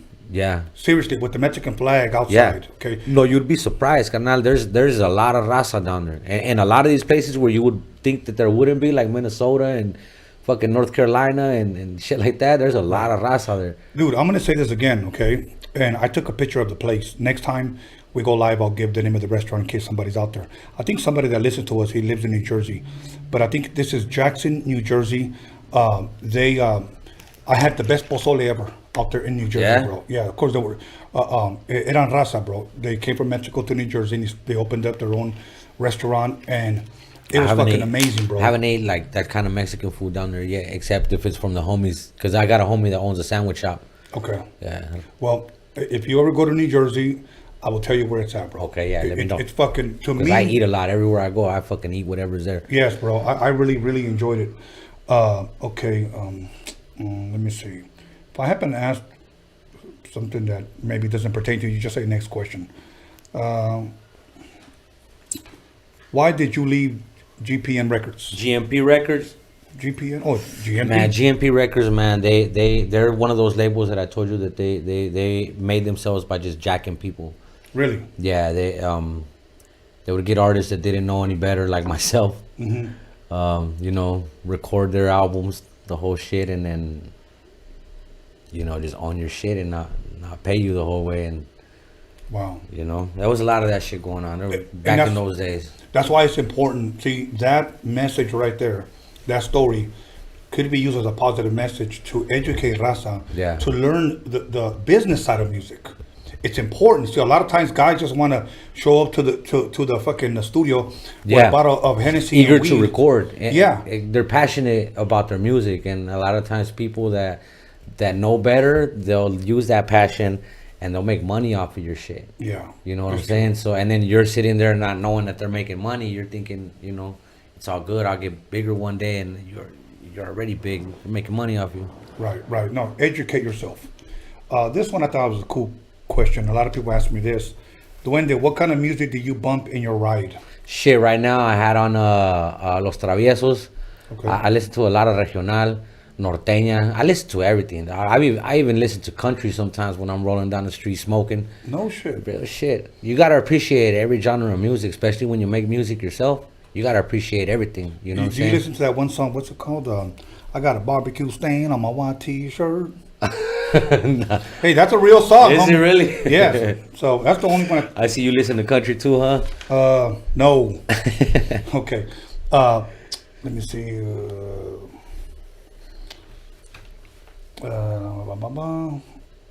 When are you, Duende, going to collab with Little Moco? Oh wow, is that they really meant that question? I guess so. You want to say pass or? Nah, let me see. Little Moco, man. We were speaking earlier about people who make fun of cholos. My homies grew up. My homies they're big homies. Okay. You know what I mean? And I wouldn't collab with Little Moco because I feel like he doesn't understand what he's doing. Okay. You know, to him it's fun and games and everything, and he makes fun of the cholo culture a lot, which sometimes it's funny, you know, it's cool, but you don't understand that people died. Some of the people you're making fun of, they died for that culture. I got homies a lot of homies too, not just 2 or 3, and I'm pretty sure people watching got numerous amounts of homies that died for the neighborhood. Absolutely. And a lot of other homies that are doing time, you know, it was some real shit. So for you to make fun of it, like it was some funny shit, you know, and you have nothing to do with that lifestyle, never even lived it, never even grew up around it, it's very disrespectful. And I take it as you're one of the problems, and you're Raza, and you're part of the problem, that why people feel like they can make fun of our culture and it's okay, because at the end of the day we're a fucking joke. You know, I mean, is this guy even a rapper? And the reason why I even ask this question is because I've heard his name maybe for the last 5 years, but I don't know who he is. All I know, he has a big teardrop or whatnot. Yeah. Like, is he just like a comic? He's a comedian. He's a comedian. He's a character. Okay. He does parodies. That's pretty much. And then I guess he started writing his own music, but funny shit. Okay. As a fucking cholo. Now the next question is he even Raza? I have no idea. Okay. I think he is. Okay. To the best of my knowledge. Okay. All right. Fair enough. You answered it the way I guess. Hopefully they like your answer. Because if not, somebody probably just got offended right now. Yeah, they're So- little Moco fans. Don't get offended, man. It's just, little Yeah, Mocos. sácate el moco. Okay, anyways, Chicano rappers of 2020, which names stand out as far as talent and being great artists? 2020 rappers. Give me, if you can. I know it's gonna be kind of hard. 5. I like Misfit. I like Misfit because he could rap, he could sing, he could produce. He could produce. Yeah, He could engineer. He's underrated, I feel. I like I said, I like Baldacci. Mhm. I like Cujo. Cujo, You know, I was introduced to Cujo last time when you had him on the show, and since then I listened to his shit, and I like his message. You know what? And I'm glad you said that about Cujo, and I'm gonna tell you why. Whenever I post up these flyers that these artists are gonna be here, you get a lot of people, a lot of owls. When I say owls, who? Like that's what they do. Who? Yeah. Why don't you give it a chance? Tune in, because I'm shining light on people that Exactly. the radio is not going to be knocking at these guys' doors. Yeah, You know what I'm exactly. saying? I hear them. I see this talent. Let me bring them on the show, and then you get our own Raza. Who is this? Yeah. You know. And then when they hear their shit, oh shit. And You know? hopefully they understand that Tony, he ain't gonna bring somebody that's not worthy of coming to the show. You know what I'm saying? If he's gonna bring somebody so y'all can see him, he's gonna bring somebody who's either gonna kick knowledge or give you a little bit of history of our culture or our culture in hip hop. So man, give your own people a chance. Don't Absolutely. fucking shut them down right away, because that's why we are where we're at, man. Because we shut each other down quicker than we support. Absolutely. And talking about where we're at, do you think Chicano rap would be further in the game if it was just labeled as hip hop? I think it's a good question. It's a fair enough question. Well, as far as the whole culture or just individual rappers, because I think he's saying in general, just like so our whole culture, would it be different if we named it just hip hop? Yeah. Like, do you think it'll be further along? Possibly. I think it would be different for individuals, whatever individuals actually have those resources to get into the game. But as a culture, it's gonna take away from what it represents. Okay. If we're saying, will Chicano rap make it if it's not called Chicano rap, well then we wouldn't know, because once you didn't call it that and it makes it, then it's not Chicano rap no more. You know what I'm saying? So we really won't know that because of the change of the name. Okay. I think. What do you think? Me personally, okay. Let's talk about the 90s really quick. 1990, La Raza came out. Frost back then, by radio, because they were playing his songs, was not called Chicano rap yet. Yeah. Okay. You had a lighter shade of brown, obviously, radio songs. You had Proper Dos, Mexican Power. Okay. You had another group called Spanish Fly, and these were just artists. Okay. But they were being played on the radio. Here comes the 2000, the Chicano rap era. Possibly the era that you were talking about. They look like cholos. Let's just sell their stuff. Just throw it out there. Yeah. And then no more Chicanos on the radio. Now it's labeled Chicano rap. Did that hurt us? I can see your point. That's I all. can definitely see your point. That's all I'm saying. Yeah. Just something to so think maybe about. you're right. You know what I'm saying? Maybe we do need to, even though we are always going to keep our culture, our genre needs to be more abroad. I believe that to a certain extent, because if not, a Japanese man by the name of Steve Yana told me one time, because Proper Dos came out with Solid Mexican Power, and he wanted to make a statement. This Japanese man wanted to make a statement with Chicano rappers. And he said, this song's called Mexican Power. It's not for the East Coast. It's for the Chicanos. Okay? Right. But and then he found out that they only sold up north, Colorado, Arizona, New Mexico, Texas. To him, that became regional. Only those places were buying that music. Right. That's when he realized it needs to be more if you plan to make more money. Now, if somebody just wants to be, regional, I don't care. I just want to provide music for my people. For my people, yeah. Then that's cool. If that's what you want to do. Yeah, you got a point there. But if you're thinking on a wider scale, you know what I'm saying? You may just want to be considered an artist, so you can go back and forth to New York, to Japan, to whatever. Right. So. But other than that, there's one last question. Any more collabs with Glika Ones, S.A. Brown? I don't know if you know. I just got news that Essie Brown just came back. I mean, he wasn't doing nothing for a while. Okay. And I just got news that he's back in the studio. So hopefully we could get down on something else. He's a homie, so okay, that's a possibility. Okay, cool. Well, that's pretty much all the questions. Hopefully, you guys are happy with that. So I asked them all. Now, other than that, anything I didn't ask you? We got a couple of minutes. Anything you want to bring up? It doesn't matter, man. I just want to stress to our people. I can't stress enough, man, that we're in one of them fucking rough times. Yeah. That it's gonna take a lot of us to make a difference. Our people are going through a lot of fucked up shit. Our elders are going through a lot of shit. Even our kids, our youngsters are going through a lot of shit. We have to fear the police. So we shouldn't have to fear each other. You know what I mean? Right. I don't care who you're voting for. Just stand up for each other. Regardless what your political views are. If something's not right, stand up for it. Especially if it's your people and you speak that language. Yeah. You understand, you can relate, Right. Like these vendors, there's no way you can pass by them and not see one of your tios or your pops. Absolutely. I mean, my mom, when we lived in Compton, when I was just a little kid, she was so Avon from door to door. Yeah. And that could have happened to her, Well, you remember back in the days when they had the cassettes and the paisas used to have a little cart and they used to have boxes of cassettes and knock on your door. Yeah. Yeah, that's how I was introduced to a lot of the artists too. And Okay. I remember they used to get robbed too, which was fucked up. And I remember a lot of the times they used to get robbed by Raza. Yeah.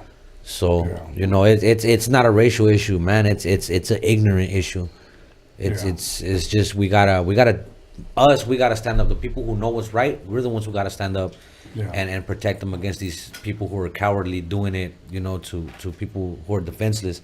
It's up to us, man. And also I feel we gotta stand up to everything that's happening to us. Like, everybody has a voice. Don't look at artists and be like, well, you got the platform. You got a platform too. If you have kids, if you have a mother, a sister, open that conversation. You know what? And I'm glad you brought that up, and I'm gonna tell you why.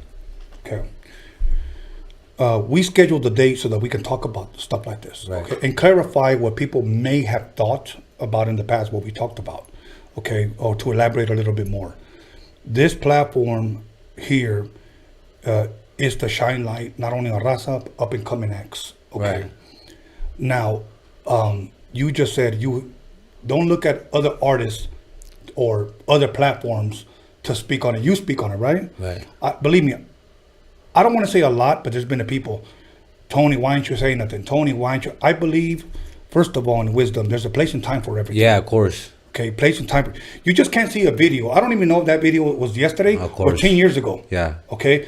Sometimes I see video and I'm thinking, we have some of the best cameras on cell phone now, 4K. And when I see something that looks old and grainy, that looks like it could have been filmed on a fucking camcorder, yeah, I don't get angry real quick. You know what? I wait and find out a little bit more, and then I act. Okay.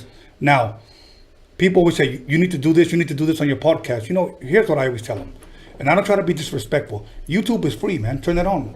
You can go live. Yeah. Instagram is free. You can go live. Right. Facebook is free. You have a voice. So when I just say we have a voice, I'm not saying I'm the only one. Everyone has a voice. And like I said, it's important for people to know that, I can turn on my fucking live and I could tell people how to think and how to, how to let's react this way to certain shit. But personally, they don't know me, and what I do and say is not going to affect their life. Right. What they say and do is not going to affect my life. That's how we look at it.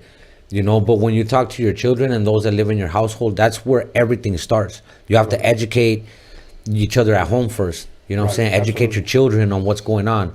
Don't turn a blind eye. Like don't cover this from them. They need to see this.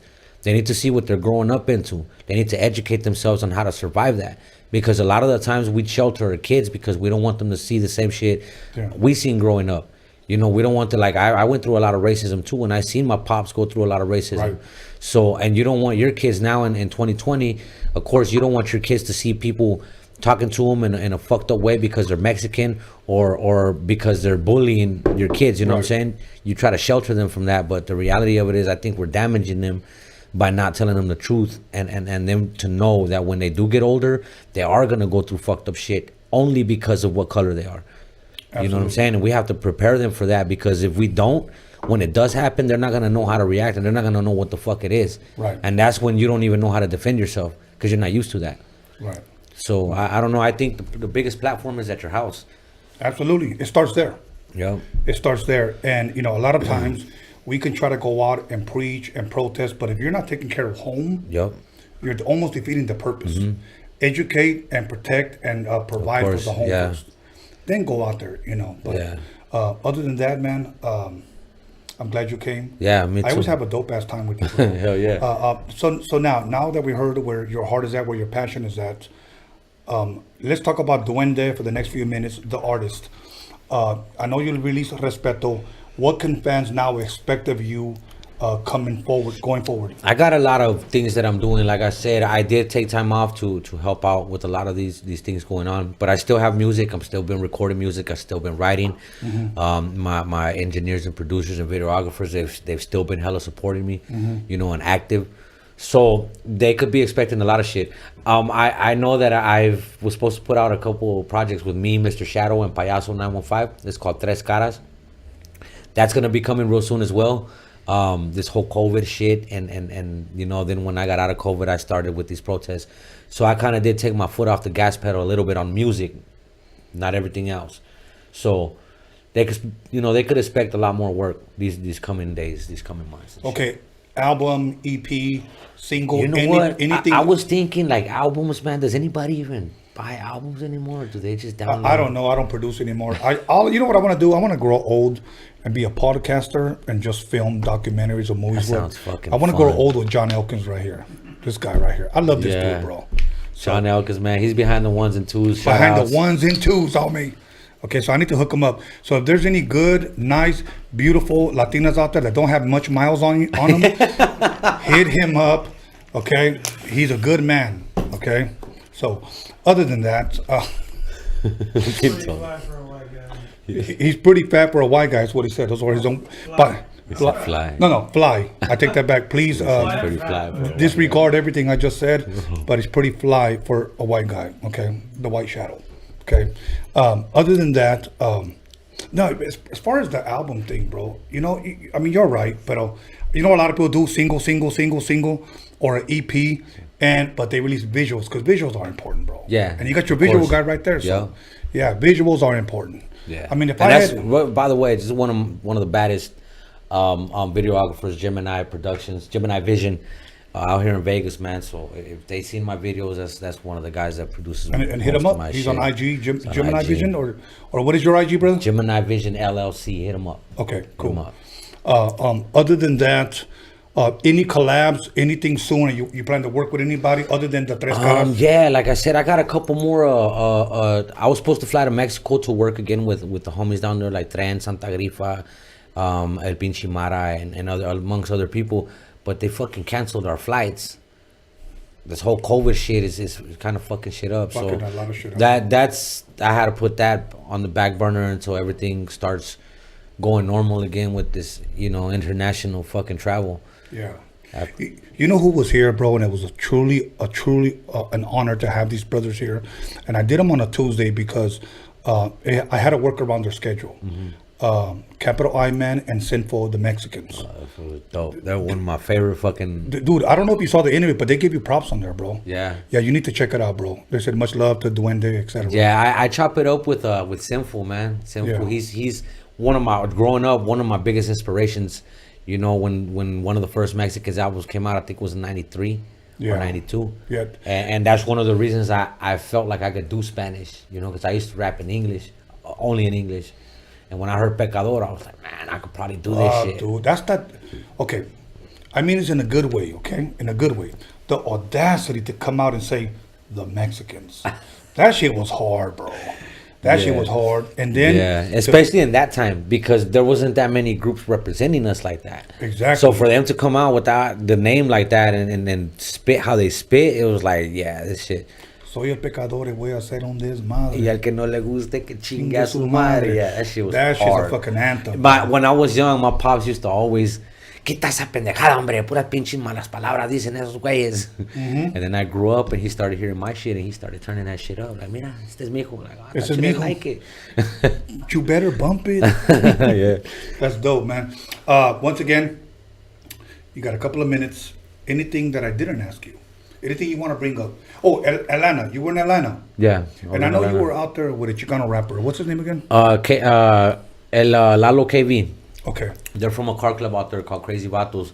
And let me tell you about them over there. Okay. We were organizing a protest here to stand in solidarity with the family of Andres Guardado. You know, I don't know if you guys are familiar, but well, share with them. Yeah, Andres Guardado was shot 7 times in the back by the police.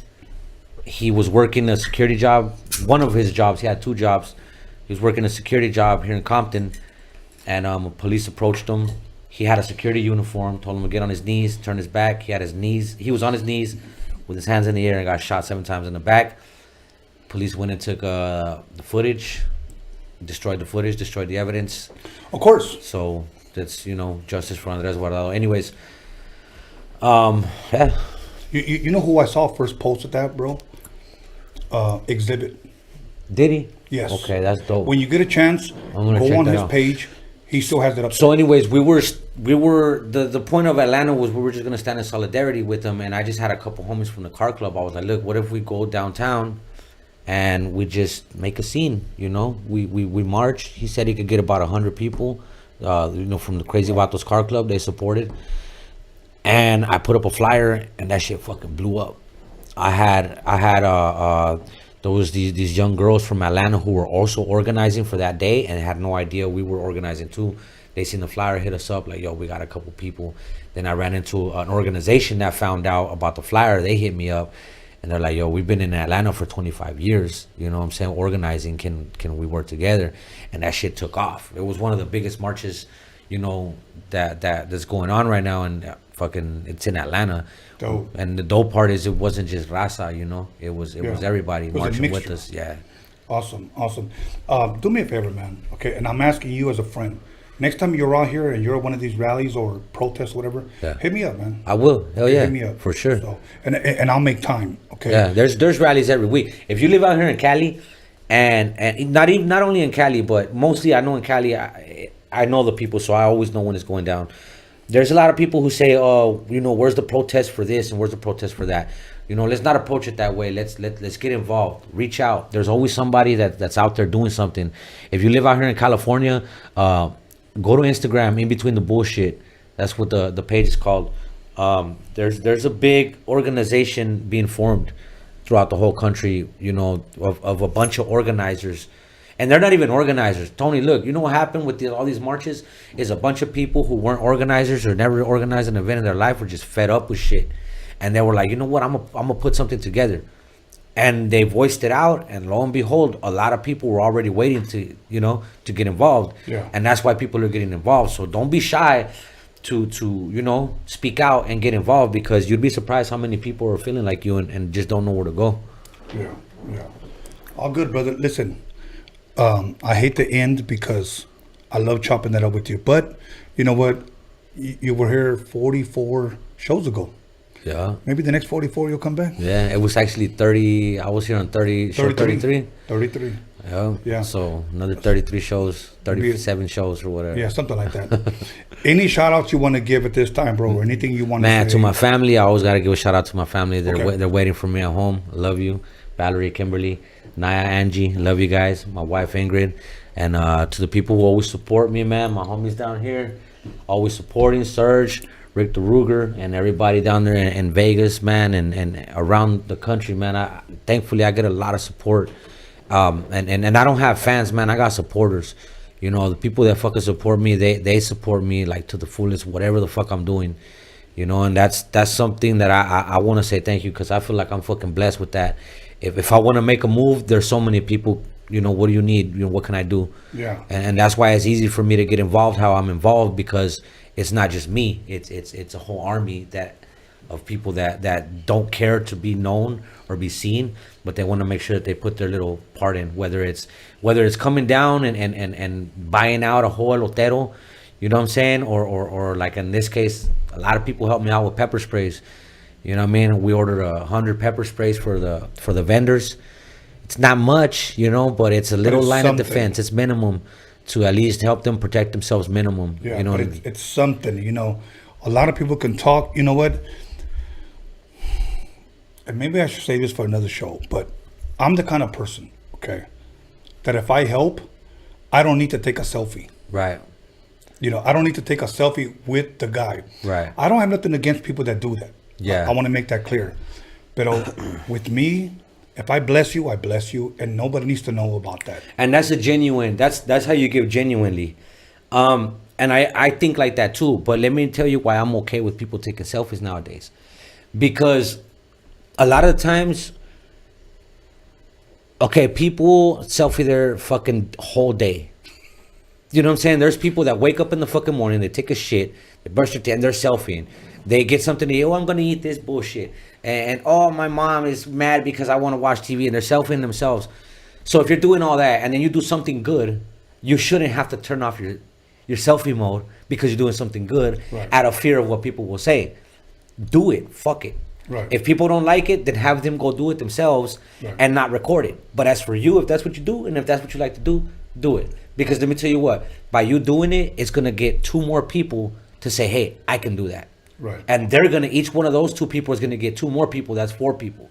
And those 4 people are going to make 8 people and 16 and on and so on and so on. So if that works, then fucking do it. Right. How many people are not selfieing themselves doing fucked up shit? You know, doing like scandalous shit, especially to our people. How many people are not selfieing themselves slapping our vendors? So why not, fuck it, fight that back and selfie yourself doing something positive in return. At this point, I used to think the same way. You know that you thought. At this point, fuck it. If you're, as long as you're helping, help. Well, like I said, I don't have anything against anybody doing that. It's just not me, bro. Right. No, and I trust me, I run into a lot of people that don't want to be on it. I offer a lot of people like, look, man, for your business, we can record you, we can do a commercial. Like, I don't want none of that. I just want to make sure that I give, and that's cool because that's a blessing. You know what I'm saying? Both sides. Yeah. So, other than that, you gave your shout outs. Shout outs. So we can expect something. Is it safe to say at least a new song? Yeah. Oh yeah. Expect some shit. I always hit them like out of the blue. So you know me. I'll hit you guys up and I'll be like, yeah, that shit drops in 2 days. You know what I mean? But expect something soon. Don't trip. We got it. Here's what we do. When they have another protest out here, let me know. We'll promote it on the show. That means you're going to be out there. Okay. And hopefully that will get more people to show up. Yeah, definitely. Hey, and it does help. You know what I'm saying? Like we have people out there that have, you know, we got Scar from Cholo's Tribe. We got Clever from the Brown Side. Yes. And myself. And thankfully, some people do come out, you know, to see us and to kick it with us, and then they get involved. You know, it's okay if you don't have the passion for it right now. It's okay if you don't know exactly what's going on, and you know, it's okay if you go for other reasons.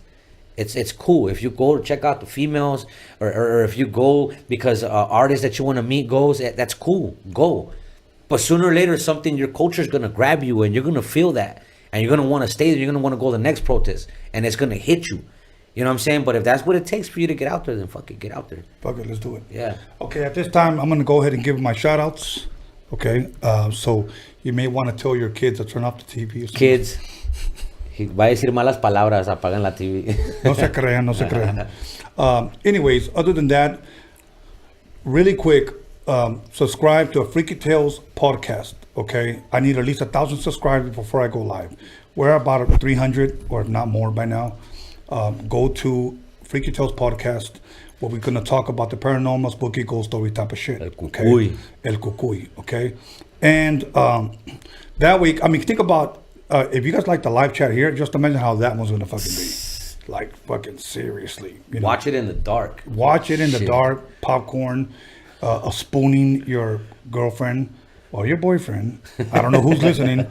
But, yeah, subscribe and go to Instagram and find us on Freaky Tales podcast on Instagram, Freaky Tales podcast, and follow us for more info on that. August, possibly the 3rd week of August, on the Friday at 7:00, Freaky Friday. Other than that, let me go ahead and thank my boy John motherfucking Elkins for pretty much running everything here. He's actually he's pretty good at what he does for a white guy. Okay, I love the dude, but that's not to take away from his pocket pussies. That's not. He's got those on sale right now. You could buy 2 for $30. Any color you want: black, brown, yellow, white, whatever you want. If you want hair, a little bit of hair, no hair. If you want to mention my name, you get a 15% discount. Exactly. If you want to scent it, we'll just send you a can of tuna. Scented? Yeah, it's all good. He's also going to have, actually, he's got his stickers now of himself, nude, scratch, and sniff. Okay? Believe me, they smell pretty good. So make sure you go ahead and pick those up. He's also got the stripper glitter, the women wax. He also waxes men. You can go to his website, download his nudes. I took the pictures. We got a nice centerfold. Did you promote his OnlyFans page? Yes, I did. I mean, he actually looks nice, So other than that, and there was one more thing I was going to say. What was one more thing, John? Did I forget one more thing? Anyways, go to johnmotherfuckingelkins.com and you'll find him there. Okay. Other than that, let me go ahead and give a shout out to my boy DJ Media Clips. He had to take off a little bit early. He had a prior engagement. Also, my brother Spice Smuggler, which is my host on the Freaky Tales podcast.